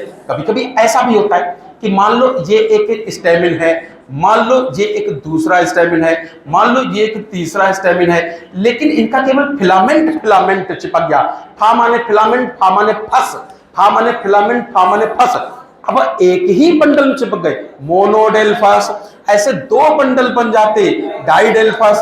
बहुत सारे बंडल बन जाते, पॉलीडेल। अच्छा, तो एक तो ये समझो, सिंजीनियस कंडीशन हो सकती है या एडेल्फस कंडीशन हो सकती है। एक बंडल मोनोडेल्फस, डाइडेल्फस, पॉलीडेल्फस। अच्छा, और हम तुम्हें बताएं, एक तो ये आपस में ही चिपकना हो गया, कोहेजन हो गया। कभी कभी ऐसा भी होता है, ऐसे जल्दी जल्दी समझाएं, कि अगर कोई फूल है, मान लो समझाने के लिए जल्दी जल्दी बना दें कि ये स्टेमिन है, कोई बात नहीं, ऐसे, फिर ये करोला है, मान लो कोई बात नहीं, फिर मान लो ये तुम अंदर गाइनोसियम है और यहां पर है ये स्टेमिन। सोचो ये स्टेमिन किससे चिपक गए? अंदर गिरे तो गाइनोसियम से चिपक सकते हैं, बाहर गिरेंगे तो करोला से चिपक सकते हैं।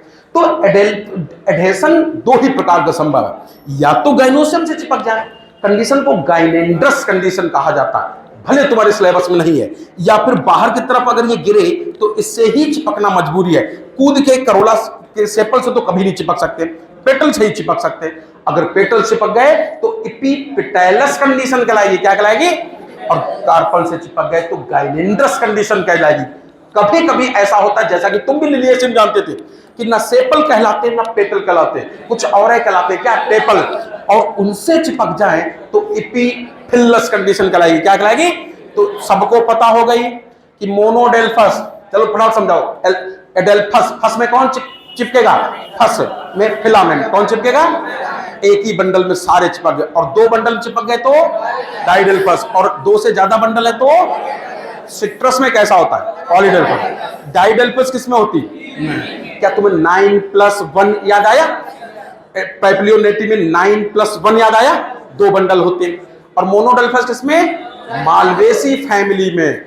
मां माने मालवेसी, मां माने मोनोथीकस, मां माने मोनोडेल्फस, मां माने मल्टीलॉकुलर, मां माने म्यूकस। उनकी बॉडी में म्यूकस भी होता है, भिंडी तोड़ देखो। जो चाइना रोज मालवेसी फैमिली का ही पौधा होता है। अच्छा एक बात बताओ, लिखा है कि देयर में बी वेरिएशन इन लेंथ, और जो होते हैं, तुम जानते हो 2+4 कंडीशन किसमें होती? 2+4 डाइनमस कंडीशन सुना? टेट्रा डाइनमस कंडीशन सुना? तो इस तरह से जो फिलामेंट होते हैं उनकी लेंथ कम ज्यादा हो सकती है। तुम जानते हो जो मम्मी के पास रहेगा वो मम्मी का हट्टा खट्टा हो जाएगा। कोई समझा? तो बड़े मेरे जमाने में पूछा जाता था कि जो क्रूसीफेरी फैमिली है, आजकल जिसको ब्रेसिकेसी कहने लगे, उसकी आउटर रिंग में 2 स्टेमिन, इनर रिंग में 4 होते। बताओ कौन से लॉन्गर होते? तो जो इनर रिंग वाले होते हैं वो गाइनोसियम के अर्थात मम्मी के नजदीक होते हैं, खा के साड़ हो जाते हैं। तो इनर 4 लॉन्गर, आउटर 2 शॉर्टर। इस तरह से अगर स्टैमिन की लेंथ अलग अलग प्रकार की है तो यहां डाइडाइनमस या टेट्राडाइनमस शब्द बोला जा सकता है। सैल्विया और मस्टर्ड में टेट्राडाइनमस कंडीशन होती है। गाइनोसियम की यूनिट को कार्पल कहते हैं, और तुम भी जानते थे कि एक यूनिट को लीफ को कार्पल कहते हैं। अगर सारी कार्पल फ्यूज हो गई सिंक कार्पस, अलग अलग है तो एपोकार्पस, इस तरह से बने गाइनोसियम बन जाता है। गाइनोसियम के 3 पार्ट सबको समझ में आए। लैंडिंग प्लेटफॉर्म को क्या कहते थे? स्टाइल, स्टिग्मा गर्दन को अर्थात सिलेंड्रिकल, और लोअर बल्ज्ड पार्ट को। ओव्यूल कहां होता था? इसी ओवरी के अंदर। तो फिर से बताना, हमने कहा था मेरी खोपड़ी को अगर थाइलमस मान लो, इसको एक कार्पल एक लीफ मान लो, और इस तरह से एक ही लीफ धसी कंडीशन को मोनोकार्पलरी कहोगे। अब ऐसे अगर दोनों किनारे अलग अलग हैं तो अंदर की चीज दिख जाएगी, इन्फेक्शन हो जाएगा, पूरी कंप्लीट सुराही जैसी संरचना कहां बन पाई? तो इस तरह से मार्जिन चिपकाने पड़ेंगे। अब ये कंप्लीट सुराही बन गई, भले मेरी सुराही सिलेंडर जैसी दिख रही। तो इस तरह की गाइनोसियम को मोनोकार्पलरी कहोगे। क्या कहोगे? मोनोकार्पलरी। इस तरह से एक कार्पल अगर और होती और वो भी यहां धसा देते तो उसको कहते बाइकार्पलरी। क्या कहेंगे? बाइकार्पलरी। इतनी मोटी किताब मुड़ नहीं पाएगी एक्चुअली, मोटी किताब ने पढ़ा, इतनी मोटी किताब मुड़ नहीं पाए। हाँ बुकलेट दो, सुनो अगर एक कार्पल ये है और ये ऐसे धसी है तो अब इस समय कंडीशन क्या है? बाइकार्पलरी। लेकिन कार्पल आपस में सिन है, फ्यूज है कि अलग अलग? अलग अलग। Bicarpellary apocarpous. और अगर दो कार्पल है, दोनों के किनारे फ्यूज हो गए तो कहोगे बाइकार्पलरी सिंकार्पस। तो तुम समझ पाए कि बाइकार्पलरी हो सकती है, मोनोकार्पलरी हो सकती है, पेंटाकार्पलरी हो सकती है, सिंकार्पस कंडीशन भी हो सकती है, और एपोकार्पस। मिकेलिया का नाम याद आया? रेननकुलेसी फैमिली सुनी? एपोकार्पस कंडीशन दर्शाती है। अच्छा बात आई, ओवरी में देखो ओव्यूल होता है और ओवरी की दीवार से अटैच होता है। जहां पर ओव्यूल का डंठल चिपकता है ओवरी की दीवार में वहां फूला फूला टिश्यू होता है, प्लेसेंटा कहते हैं। क्या कहते हैं? प्लेसेंटा। पूरी ओवरी की दीवार में ये प्लेसेंटा आखिर है कहां? Arrangement of placenta is called placentation. क्या कहते हैं इसको? प्लेसेंटेशन कहते हैं। प्लेसेंटेशन। हम तुम्हें गजब की बात बताएं, प्लेसेंटेशन कई प्रकार का होता है। देखो अगर मोनोकार्पलरी ओवरी है तो सिर्फ और सिर्फ एक ही प्रेजेंटेशन संभव है, और वो है मार्जिनल प्रेजेंटेशन। कभी मटर को छीलना, जहां से वो छिलती है उसी किनारे किनारे कुछ डंठल से लगे होते, फूला फूला कुछ टिश्यू लगा होता है, मार्जिन पर लगा होता है। मार्जिन पर अगर प्लेसेंटा लगा है तो क्या कहोगे? Marginal presentation. मटर छील के देखना। यहां एक कंडीशन है, मार्जिनल प्रेजेंटेशन तभी हो सकता है जब मोनोकार्पलरी ओवरी हो। अगर पॉली मल्टी कार्पलरी है तो फिर कंडीशन को ऐसा होना चाहिए। कैसा? एपोकार्पस। क्योंकि अब अपने आप में ये भी मोनोकार्पलरी ओवरी की तरह बिहेव करेगी, ये भी मोनोकार्पलरी ओवरी की तरह बिहेव करेगी। क्या समझे? मार्जिनल प्रेजेंटेशन कब होता है? जब ओवरी सिंगल कार्पल से बनी हो। कैसी हो? मोनोकार्पलरी। किसका लक्षण है? फैमिली लेग्यूमिनोसी का। बोलो। अगर एक से ज्यादा कार्पल है तो फिर सारी कार्पल अलग अलग होनी चाहिए, तो अपने आप में ये भी मोनोकार्पलरी जैसा बिहेव करेगी, अपने आप में ये भी मोनोकार्पलरी ओवरी जैसा बिहेव करेगी। तो इसलिए मल्टी कार्पलरी एपोकार्पस कंडीशन वाली फैमिली रेननकुलेसी होती है और मोनोकार्पलरी ओवरी लेग्यूमिनोसी होती है। इन दोनों में ही पाया जाता है मार्जिनल प्लेसेंटेशन। कैसा पाया जाता है? स्लो हो गया ना, थोड़ा स्लो हो गया ना, स्पीड बढ़ा दें, बढ़ा दें थोड़ा। अच्छा तो इस तरह से समझ में आए। अब बात आई अगर मल्टी कार्पलरी ओवरी है, मल्टी कार्पलरी ओवरी में भी दो बातें हैं। देखो अगर मान लो सोचो एक कार्पल ये है और एक कार्पल ये है। अब मान लो ये दो कार्पल है, मोर देन 2 के लिए मल्टी बोला जाएगा। तो इस तरह से दो कार्पल मिली मगर अगर चेंबर एक ही है तो ये हो गई मल्टी कार्पलरी यूनिलॉकुलर। कैसी हो गई? दो कार्पल है लेकिन अंदर लोकस चेंबर एक ही है। तो जब मल्टी कार्पलरी हो और यूनिलॉकुलर हो तो फिर 3 नाम बोले जा सकते हैं। मान लो कहीं ओव्यूल यहां है, किनारे किनारे हैं, तो इसको कहेंगे, ये वाला कहेंगे, कौन सा कहेंगे? पैराइटल माने परिधीय। और मान लो इन दोनों के बीच में एक धुरी है और उस पे चिपके हैं तो क्या कहोगे? Free central. क्या कहोगे? अब अगर एक ही ओव्यूल हो वो भी गाइनोसियम के बेस पे तो कहोगे बेसल। बेसल प्रेजेंटेशन कंपोजिटिव फैमिली का लक्षण होता है। किसका होता है? होता है। अब सुनो, मान लो कहीं ये कार्पल के मार्जिन ग्रो कर जाए ओवरी भी बन जाए मल्टी कार्पोली, तब भी किनारे किनारे लगे तो कहोगे सुपरफिशियल, सेंटर पे लगे तो कहोगे ये एक्साइल। क्या कहोगे? तो अंतर है सिर्फ, दीवारें ना हो तो फ्री सेंट्रल और दीवारें हैं तो एक्साइल, दीवारें ना हो तो पैराइटल, दीवारें हैं तो सुपरफिशियल। निम्फिया में कैसा होता है? निम्फिया में कैसा होता है? अच्छा फैमिली मालवेसी में कैसा होता है? कुछ नहीं याद है, पता नहीं फिर। एक्साइल कैसा है? लेमन में आया था एक बार, कैसा होता है? एक्साइल। याद है नहीं तुम्हें? टोमेटो कभी कैसा होता है? तो मालवेसी फैमिली में एक्साइल प्रेजेंटेशन होता है, चाहे चाइना रोज हो। और हमने तुमसे बोला था इस तरह की कहानी आई। अच्छा डायंथस में और प्रिमरोज में कैसा होता है? Free central. बेसल में ये खास बात होती है, यहाँ ओवरिक बेस में मात्र एक ओब्यूल होता है। ये सूरजमुखी फैमिली का लक्षण होता है, कंपोजिटी का होता है। उसी में गेंदा भी आता है, सूरजमुखी भी आता है, मैरीगोल्ड भी आता है, सनफ्लावर भी आता है। तो देखें कौन समझ पाया। अब कितनी स्पीड करें भाई, इससे ज्यादा स्पीड नहीं हो पा रही है। बहुत ज्यादा करें फिर तो ये बायोलॉजी, अब फिर तुम्हारे तोते उड़ जाते हैं। सुबह तो हमें जब आए तो हमें लग रहा बेइज्जती हो जाएगी, बच्चे बिल्कुल नहीं थे, बाद में तब भी थोड़ा आधे कपड़े पहन लिए, थोड़ी इज्जत बच गई मतलब। और बढ़ाते स्पीड, तुम सुनाते चलो तो हम स्पीड बढ़ा दें। चलो देखें कौन बताएगा। क्या पढ़ा रहे थे? देखिए कौन बताएगा। लेग्यूमिनोसी फैमिली में कैसा प्रेजेंटेशन? मार्जिनल। कैसा? सनफ्लावर और मैरीगोल्ड बेसल। कैसा? बेसल प्रेजेंटेशन गारंटी से आएगा। क्या पहचान है? देखो हमें खुद नहीं पता क्या पहचान, लेकिन मजेदार बात है कि हमें ये पता कि ये सूरजमुखी वाली फैमिली, सनफ्लावर फैमिली का हमें ओवरी आज भी याद है। Bicarpellary syncarpous inferior ovary. कैसी? Bicarpellary syncarpous inferior ovary with single ovule. ये पहचान है बेसल प्रेजेंटेशन की। लेमन में कैसा होता है? चाइना रोज में कैसा होता है? लेमन में कैसा होता है? सनफ्लावर, मैरीगोल्ड, लेग्यूमिनोसी, बोलो डायंथस एंड प्रिमरोज कैसा? Free centre. Dianthus and primrose free centre. अब ये याद करने पड़े, 2016 लिखा है, इसका 2016 जल्दी है पूछा गया। ठीक है। China rose, tomato and lemon, बोलो। अच्छा फिर बताना, अगर ओव्यूल अर्थात प्लेसेंटा लगा है किनारे किनारे, मल्टीलॉकुलर ओवरी के किनारे किनारे, तो क्या कहोगे? सुपरफिशियल। क्या कहोगे? यूनिलॉकुलर ओवरी के किनारे किनारे, पैराइटल। पक्का?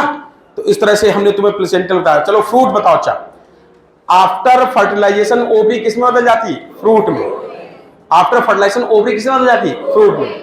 ओव्यूल किसमें बदल जाता है? और हमने तुमसे बोला था कि तमाम प्रकार के फ्रूट होते हैं, लेकिन जो फ्रूट आफ्टर फर्टिलाइजेशन ओवरी से ही बदलते ट्रू फ्रूट कहलाते हैं।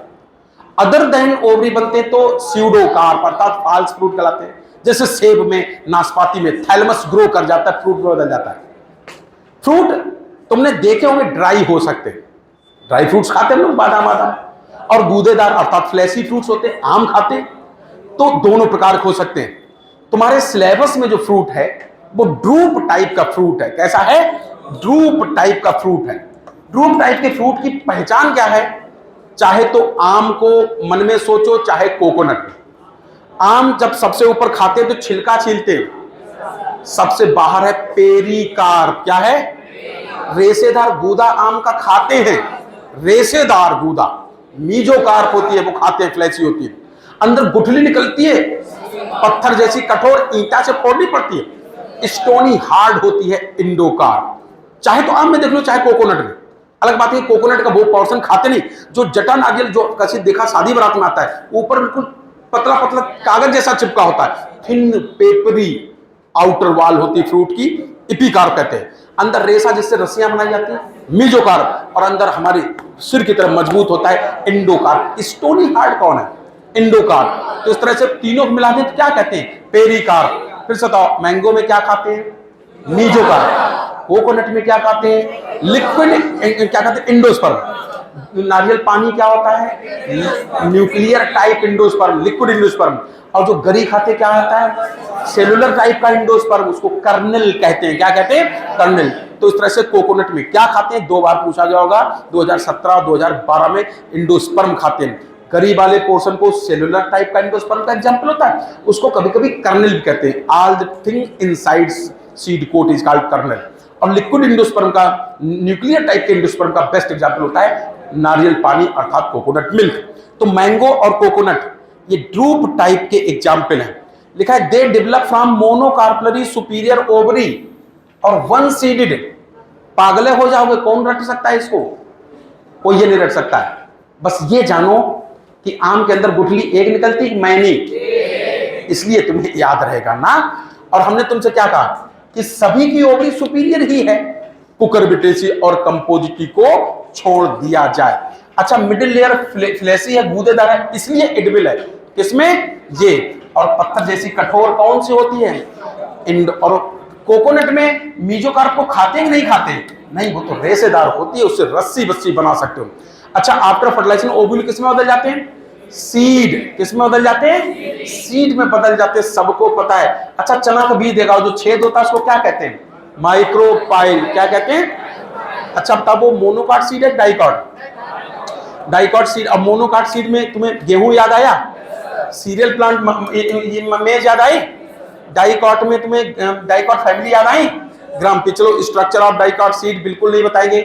तुम कभी ऐसा करना चाहे तो मुर्गी का अंडा फोड़ देना, चाहे चना फोड़ देना, ऊपर हार्ड कवरिंग होती है, उसको आउटर ओव्यूल के आउटर इंटेगुमेंट से बनती है, उसको टेस्टा कहते हैं। ओव्यूल की इनर इंटेगुमेंट से बनती है, उसको टेगमेन कहते हैं। क्या कहते हैं? टेगमेन।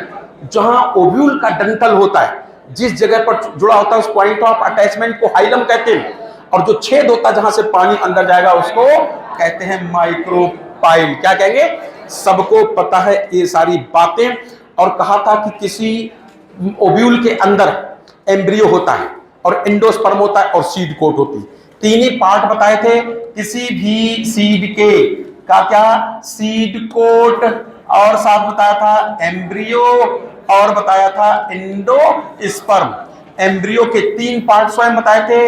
ये एम्ब्रियोनल एक्सिस कहलाता है, जिसको चाहो तो टाइजेलम कहते हैं। इस पे गांठ होती, यहीं पर एम्ब्रियोनिक लीफ लगी होती है। इन्हीं एम्ब्रियोनिक लीफ को कॉटिलीडन कहते हैं। 2 है तो पूरा पौधा डाइकॉट, एक कॉटिलीडन है तो मोनोकॉट। नीचे डिवाइडिंग सेल के मास को रेडिकल, ऊपर डिवाइडिंग सेल के मास को प्लिम्यूल।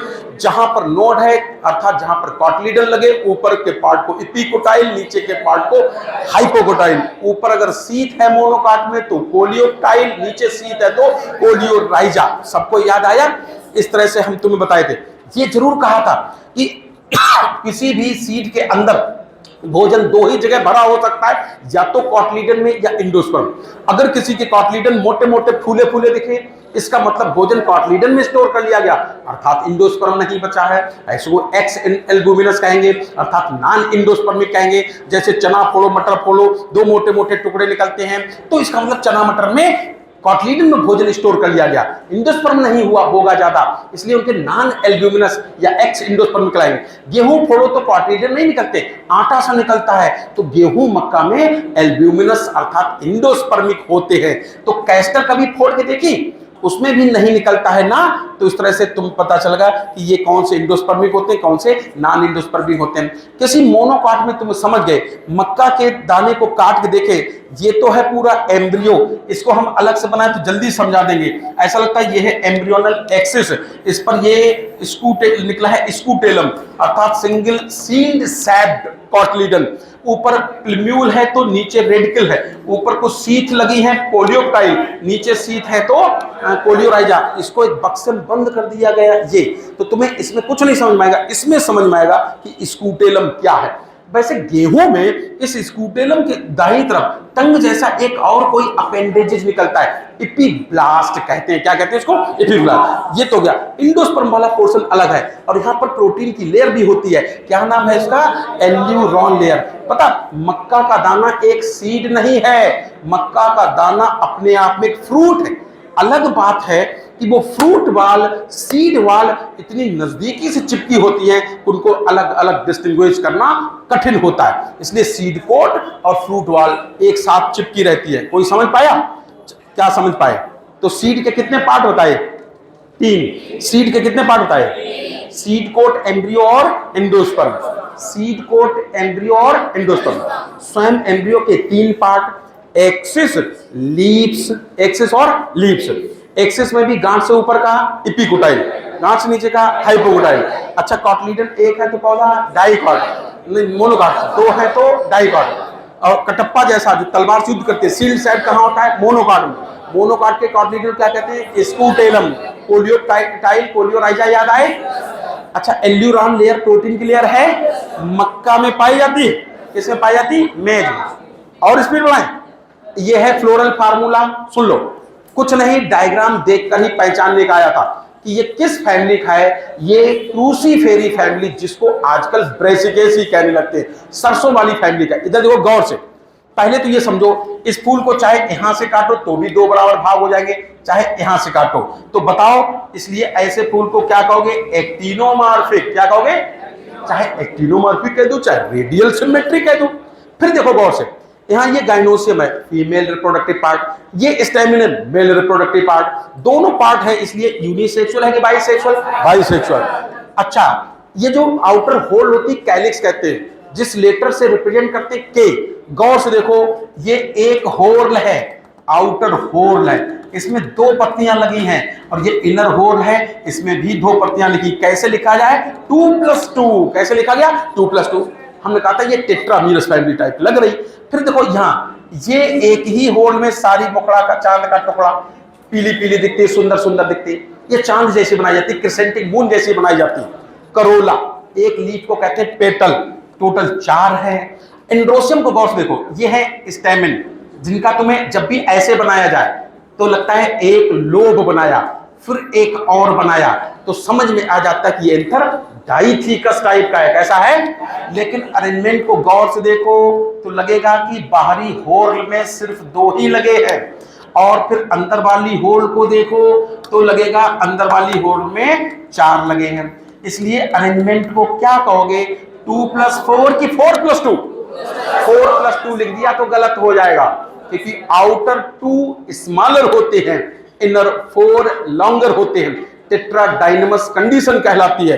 और गाइनोसियम में एक ये है कार्पल, एक ये है कार्पल।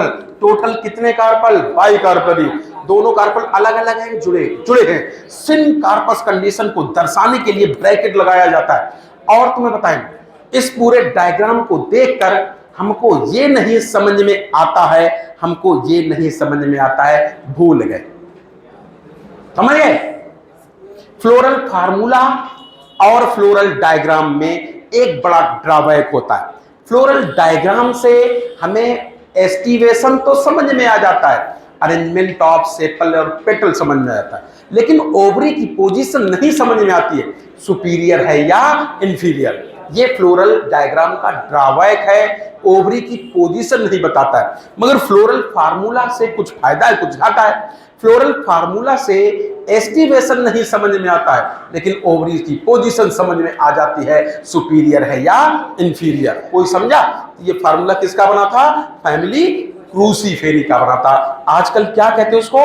ब्रेसिकेसी नाम कर दिया गया, क्योंकि फैमिली की स्पेलिंग में अंत में EAE आना चाहिए।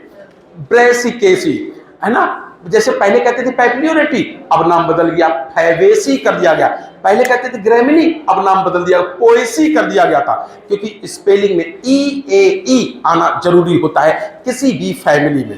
पहले इसको कहते थे पैप्लियोरेटी, आजकल कर दिया फैवेसी। तो ये तुम समझ गए, मटर फैमिली का नाम है। ये देखो ऊपर वाला सबसे बड़ा, ये साइड वाले बिल्कुल चिड़िया के पर अर्थात विंग्स, और नीचे वाले आपस में जुड़े। तुम्हें नहीं लगता कि कौन सा एस्टिवेशन दिख रहा है? बैजिलरी एस्टिवेशन। कैलिक्स में या करोला में? करोला। देखिए कौन से आपस में 2 जुड़े हैं? सबसे इनरमोस्ट होल वाले। तुम जरा इनके स्टेमिन को गौर से देखो तो तुम्हें लगेगा एक अलग थलग पड़ा है, बाकी सब आपस में जुड़े हैं। 9+1 कंडीशन होती है। बाकी तुम्हें टेंड्रिल तो समझ में आ ही रहा होगा कि लीफलेट टेंड्रिल में बदल गए, जो किसी सपोर्ट चारों तरफ चिपक जाएंगे, लिपट जाएंगे, पौधे को अपराइट करने में मदद करेंगे ना। तो इन्फ्लोरेसेंस याद रखना, सोयाबीन करके पूछा गया होगा कैसा है। रेसिमोज और साइमोज तुम्हारे सिलेबस में 2 ही है। करोला में एस्टिवेशन बैक्सिलरी पहले से पता। फ्लोरल फार्मूला में इधर देखो सब लोग, उल्टा कर दिया गया तो पागल हो जाओगे। 9+1 कहेंगे, 1+9 कहेंगे 9, और 9 को ब्रैकेट में घेरना जरूरी है कि नहीं है। इससे पता चलता है कि वो सारे आपस में फ्यूज्ड हैं। डाइडेल्फस कंडीशन है ना, इसलिए इसे देखो, सबसे ऊपर वाला सेपल पेटल, साइड वाले पेटल्स, लेकिन इनर मोस्ट वाले दोनों चिपके। पता तुम्हें, जब ऐसे गिनती लिखी जाती है तो ये दर्शाया जाता है कि ये आउटर होल्ड का है, उसके अंदर की होल्ड, सबसे अंदर की होल्ड। ऐसे पूछा जाए एंड्रोसियम में स्टेमिन कितनी होल्ड में अरेंज है, 2, ये आउटर होल्ड, ये इनर, ऐसे लिखा जाता है आउटर टू इनर। अच्छा तुम बताओ, अच्छा ये दाल फैमिली कहलाती है। सोयाबीन का नाम याद आया। अच्छा नीला रंग किससे प्राप्त होता है? इंडिगो फेरा से। किससे प्राप्त होता है? अच्छा ट्राइफोलियम बरसीम को कहते हैं, जानवरों को खिलाई जाती क्या? अच्छा ये बताओ, लिथाइरस ओडोरेटस का नाम है स्वीट पी, लेकिन वो जंगली मटर है, खाते नहीं।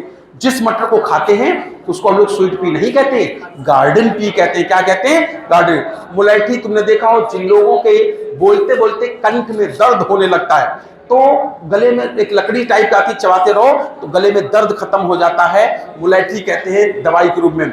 सब्जी वाली फैमिली है सोलेनेसी, कौन सी है? और फलों वाली फैमिली हुआ करती थी रुटेसी। सब्जियों वाली फैमिली तो चाहे आलू हो, चाहे बैगन हो, टमाटर हो, सब्जियों वाली फैमिली यही आती है। कॉमनली क्या कहते हैं इसको? Potato family. क्या कहते हैं? सब कुछ छोड़ो, कहां तक पागल हो जाओगे। अच्छा देखें, डायग्राम देख के बताओ क्या खास बात है। यहां तुम्हें स्टेमिन में कुछ खास बात दिख रही? बताओ ये कंडीशन कहां से चिपक गए? अपने पड़ोसी से। एपिपेटैलस का है कि एपिफिलस का है? जब पेपल से जुड़ते होते एपिफिलस, पेटल से चिपक गए तो एपिपेटैलस। अच्छा बाकी तुम सब समझदार हो। चलो साइमोस टाइप का इन्फ्लोरेसेंस, सोलेनम, करोला, वेलवेट सब कुछ पता है, फार्मूला ही तुम्हें पता है। सोलेनेसिम सब कुछ 5 ही 5 होता है, ठीक। और एग्जाम्पल तो तुम खुद ही पढ़ना जाके, बेलाडोना का नाम और पिटूनिया का नाम, तंबाकू का नाम। लिलिएसी फैमिली का फार्मूला ही डायरेक्ट देखते हैं। ये गजब की बात है, ट्राई कार्पलरी और कैसी, पता कद्दू को काटा कभी? कद्दू को बीच से काटना, एक बड़ा सा चेम्बर निकलेगा ना, एक बड़ा सा चेम्बर निकला, कद्दू को काटा। शादी बारात में कद्दू की सब्जी बनती थी, हसिया से काटते थे, बीज खाते थे, एक बड़ा सा चेम्बर। यानी कि कद्दू में क्या है? इधर देखो, एक कार्पल, एक और कार्पल, एक और carpel. Tricarpellary unilocular ovary होती है, और लिलिएसी में अंतर है, ट्राई कार्पलरी ट्राइलॉकुलर ओवरी होती है। कैसी होती है? इसमें ये मार्जिन ग्रो कर जाते हैं, ये भी ग्रो कर जाता है, ये भी ग्रो कर जाता है, ये भी ग्रो कर जाता है। Try carpellary trilocular ovary Liliaceae की पहचान। सब कुछ 3, क्योंकि ट्राइमीरस फैमिली थी। और तुम्हें पता कॉल्चिसिन माइटोटिक पॉइजन कहते थे। एम्नियोसेंटेसिस के दौरान बात की थी कि अगर सेल डिवीजन के दौरान, मेटाफेज आने से पहले या मेटाफेज के दौरान कॉल्चिसिन डाल दिया जाए, माइटोटिक पॉइजन डाल दिया जाए, न्यूक्लियर स्पिंडल नहीं बनता है, वहीं पर सेल डिवीजन अरेस्ट हो जाता है। लिलिएसी फैमिली के एक पौधे से निकाला जाता था, कॉल्चिकम ऑटमनेल उसका नाम था ना, और ये पेरियंथ से चिपके हैं, इसलिए एपिफिलस कंडीशन सबको याद आई। लिलिएसी फैमिली के एग्जाम्पल तुम समझ ही गए होगे। फटाफट हम लोग अभी चलते हैं प्लांट टिश्यू पर। और तुम बताना, कहा था तुमसे कि अगर हमको बाहर से ऐसे ही पढ़ो क्या कहलाएगा? Study of external appearances called morphology. पेट फाड़ के अंदर पढ़ोगे एनाटॉमी, माइक्रोस्कोप से देख के पढ़ोगे हिस्टोलॉजी। तो हिस्टोलॉजी माने होता है स्टडी ऑफ टिश्यू, इसको कहते हैं tissue. Group of cells performing a common function, group of cells having same origin and function. चाहे ऐसे कह दो, same origin and function, origin और फंक्शन एक समान हो, ऐसे ग्रुप ऑफ सेल को हम लोग टिश्यू कहा करते हैं। और हम तुम्हें जल्दी जल्दी यूं ही बता दें कि प्लांट में जो टिश्यू होते उनको हम तुम्हें बांट के दिखा रहे हैं 2 भागों में। कुछ ऐसे होते हैं जिनकी सेल में डिवीजन की क्षमता है, या तो एक्टिव सेल डिवीजन हो रहा है या भविष्य में हो सकता है। इस तरह की डिवाइडिंग सेल को विविधज्योतिकी कहते हैं, मेरिस्टेमेटिक टिश्यू कहते हैं। अब कुछ ऐसे होते हैं जिनकी सेल्स में अब डिवीजन की क्षमता नहीं बची, उनको कहते हैं परमानेंट टिश्यू। क्या कहते हैं? जो मेरिस्टेमेटिक टिश्यू की सेल्स होती हैं थिन वॉल्ड होती हैं, इनमें वैक्यूल्स या तो एब्सेंट या वेरी स्मॉल साइज्ड, प्लास्टिड्स नहीं होते हैं, प्रोप्लास्टिड्स होते हैं। और हमने तुमसे कहा माइटोकॉन्ड्रिया लेकिन बहुत ज्यादा होती है, क्योंकि बच्चे बड़े एक्टिव होते हैं और जो जितना एक्टिव उसको उतनी ज्यादा एनर्जी की आवश्यकता होती है। और मेरिस्टेमेटिक सेल चाहे मेगास्पोर मदर सेल पढ़ाएं, चाहे माइक्रोस्पोर मदर सेल पढ़ाएं, चाहे प्लांट टिश्यू पढ़ाएं, चाहे कैंसर सेल पढ़ाएं, जितनी मेरिस्टेमेटिक सेल होती है, जितनी एक्टिव सेल डिवीजन वाली सेल होती है, उनमें न्यूक्लियस सामान्य सेल से बड़ा होता है और साइटोप्लाज्म गाढ़ा होता है। प्रोमिनेंट न्यूक्लियस, डेंस साइटोप्लाज्म होना मोनो डिवाइडिंग सेल का लक्षण होता है। मेरिस्टेमेटिक टिश्यू कई तरीके से पढ़ाया जाता है on the basis of position in body. Position in body के आधार पर दो प्रकार का होता है कि तीन प्रकार का होता है? तीन। नंबर एक, शिखर पर है तो क्या कहोगे? एपिकल। बीच बीच में धसा है तो इंटरकैलरी। दाएं बाएं सेल्स खिसक जाए तो लेटरल। कैम्बियम, कॉर कैम्बियम किसके एग्जांपल? लेटरल मेरिस्टेम के। और ये बताओ कि देखा है कि घास, दूब घास को चर जाती है, घास गाय ऊपर ऊपर की खा लेती है। जब गाय घास चरती होगी एपिकल मेरिस्टेम खा जाती है, फिर भी दूब घास की लंबाई बढ़ना बंद नहीं होती है ड्यू टू इंटरकैलरी मेरिस्टेम। और ज्यादातर प्लांट में एपिकल मेरिस्टेम की बात है। ओरिजिन के आधार पर भी बताएंगे इतने प्रकार का होता है। कितने प्रकार का? जन्म से मौजूद हो तो इसको कहेंगे प्राइमरी मेरिस्टेम, और अगर परमानेंट टिश्यू में डिवीजन की क्षमता आने के बाद बनता है तो ऐसे को कहते हैं, अर्थात बाद में लेटर स्टेज ऑफ लाइफ में बने टिश्यू को लेटरल मेरिस्टेम कहते हैं। तीसरा है फंक्शन क्या है इसके आधार पर। अगर ऐसा मेरिस्टेमेटिक टिश्यू जो भविष्य में एपिडर्मिस को जन्म देगा, प्रोटोडर्म कहते हैं, और कॉर्टेक्स मेडुला को जन्म देगा, ग्राउंड मेरिस्टेम कहते हैं, और जाइलम फ्लोएम कैम्बियम को जन्म देगा, वैस्कुलर मेरिस्टेम कहते हैं। क्या कहते हैं? वैस्कुलर। तो ये बताओ प्लांट टिश्यू कितने प्रकार होते हैं? दो, मेरिस्टेमेटिक और परमानेंट। मेरिस्टेमेटिक और परमानेंट। मेरिस्टेमेटिक टिश्यू में डिवीजन होता है नहीं होता है? होता है। सेल्स थिन वॉल्ड होगी, थिक वॉल्ड, थिन वॉल्ड। बच्चा पैदा होगा उसके तलवे की स्किन मोटी होती है, पतली पतली। जो बच्चा पैदा हुआ, जो लड़की पैदा हुई घर में, कहो बिटिया खाना बना लो, बना लाएगी नहीं बनाएगी? नहीं। तो ये भी बिटिया की तरह है, इनमें अभी क्लोरोप्लास्ट है कि नहीं है? नहीं है। अर्थात ये फोटोसिंथेसिस कर सकती नहीं कर सकती? नहीं कर सकती। अच्छा, कोई बच्चा है चाहे उसकी मम्मी क्यों ना मर जाए, उसको पता नहीं सुख किसको कहते हैं, दुख किसको कहते हैं। तो बच्चा हमारी खुशी के फूल के गुब्बारा होगा कि नहीं होगा? नहीं होगा। अर्थात इनमें वैक्यूल्स होती है कि नहीं होती? नहीं होती। Thin walled, isodiametric, living, dense cytoplasm, prominent nucleus, without vacuole, without plastids, बल्कि उनकी प्रारंभिक अवस्था अर्थात प्रोप्लास्टिड्स हो सकते हैं। कोई समझा? अच्छा, कितने प्रकार से बांटा फर्दर? तीन। On the basis of position कितने हैं? तीन। Apical, intercalary, lateral. Detached meristem किसको कहेंगे? इंटरकैलरी को। सिलिंड्रिकल मेरिस्टेम किसको कहते हैं? लेटरल। सिलिंडर किसको कहते हैं? लेटरल। अच्छा, अगर कोई मेरिस्टेमेटिक टिश्यू जन्म से मौजूद है तो प्राइमरी। जैसे कोई पौधा है, उसके स्टेम में तुमने कुल्हाड़ी मार दी, तुमने कुरेद के लिख दिया सलीम प्लस अनारकली, जैसे उन्हें पौधा ही शादी करवाएगा। अब बेचारे को घाव भरना है, आस पड़ोस की परमानेंट सेल्स में डिवीजन की क्षमता आ जाएगी, तब घाव भरेगा। तो सवाल पूछा जाता है कि वुंड हीलिंग जो होता है ये प्राइमरी मेरिस्टेमेटिक एक्टिविटी है या सेकेंडरी? सेकेंडरी मेरिस्टेम की एक्टिविटी है। कोई समझा?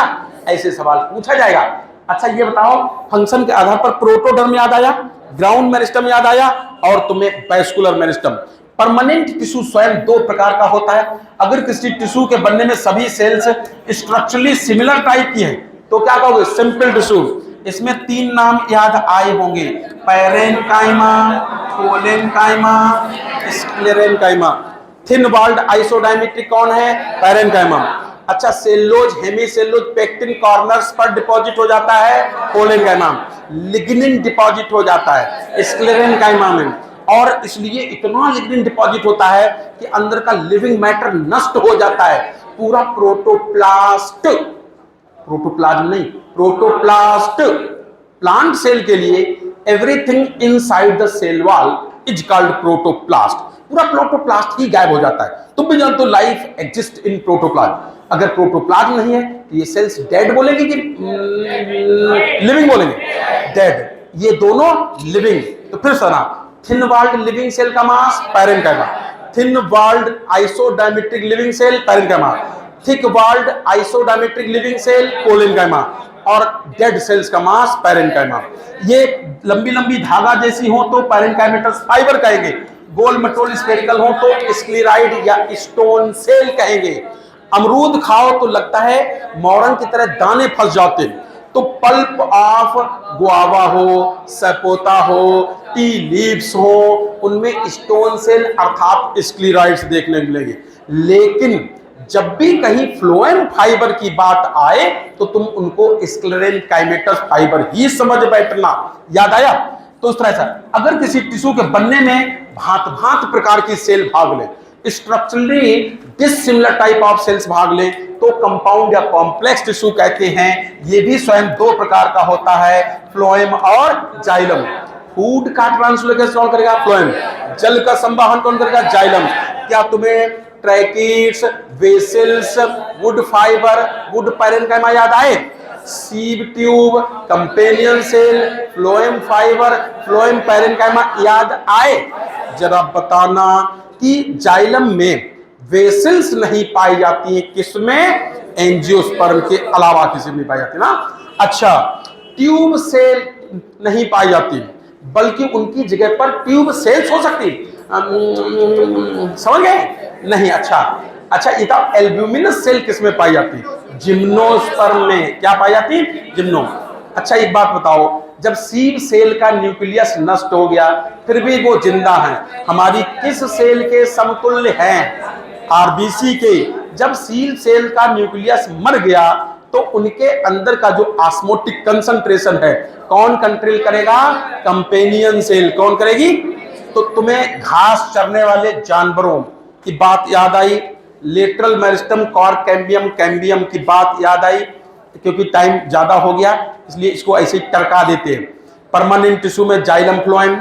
सिंपल और कॉम्प्लेक्स में भी हमने दो प्रकार बताया ना, तो तुम समझ गए कि सिंपल कराते थे थिन वॉल्ड लिविंग सेल के मास को, और सेल्लोज, हेमी सेल्लोज, पेक्टिन जमा होता था, लिग्निन जमा हो जाता था, और इसलिए डेड सेल का मास होता था कौन? स्क्लेरेनकाइमा। अच्छा, लिखा है कि gymnosperm are also called softwood. ये बेटा जब सॉफ्टवुड, हार्डवुड जब पढ़ाएंगे सेकेंडरी। अच्छा, ये बताओ, कॉम्प्लेक्स टिश्यू में जाइलम, फ्लोएम आते हैं, जल का संवाहन करते हैं, और कहा था जिम्नोस्पर्म लैक्स, इनमें क्या नहीं होता है? वेसल्स। याद आया? तो इस तरह से कहानी खत्म हो गई इस सब की। क्यों? बाइस्कुलर नहीं, इससे ज्यादा हो सकता है भाई। क्या करें, और पढ़ाने थोड़ी देर पढ़ गए तो क्या ऐसे ही पढ़ाएं? आप मुंह से सुनाएं? मुंह से सुनाएं?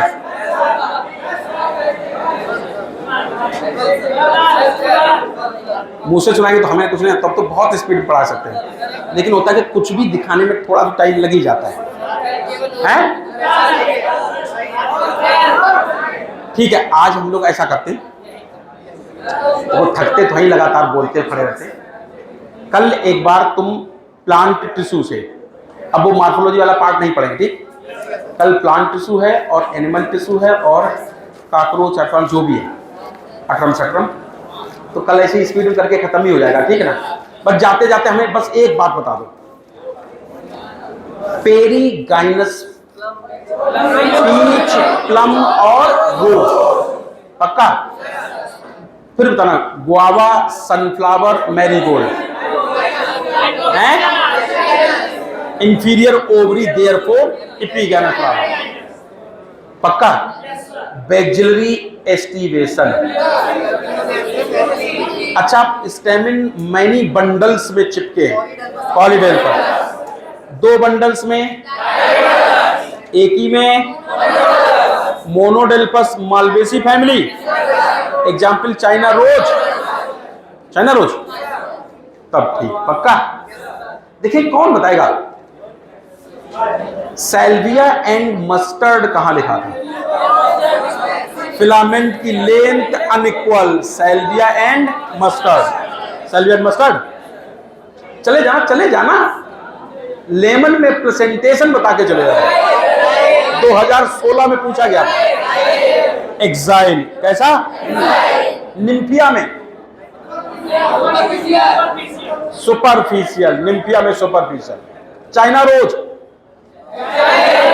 एक्साइल, मटर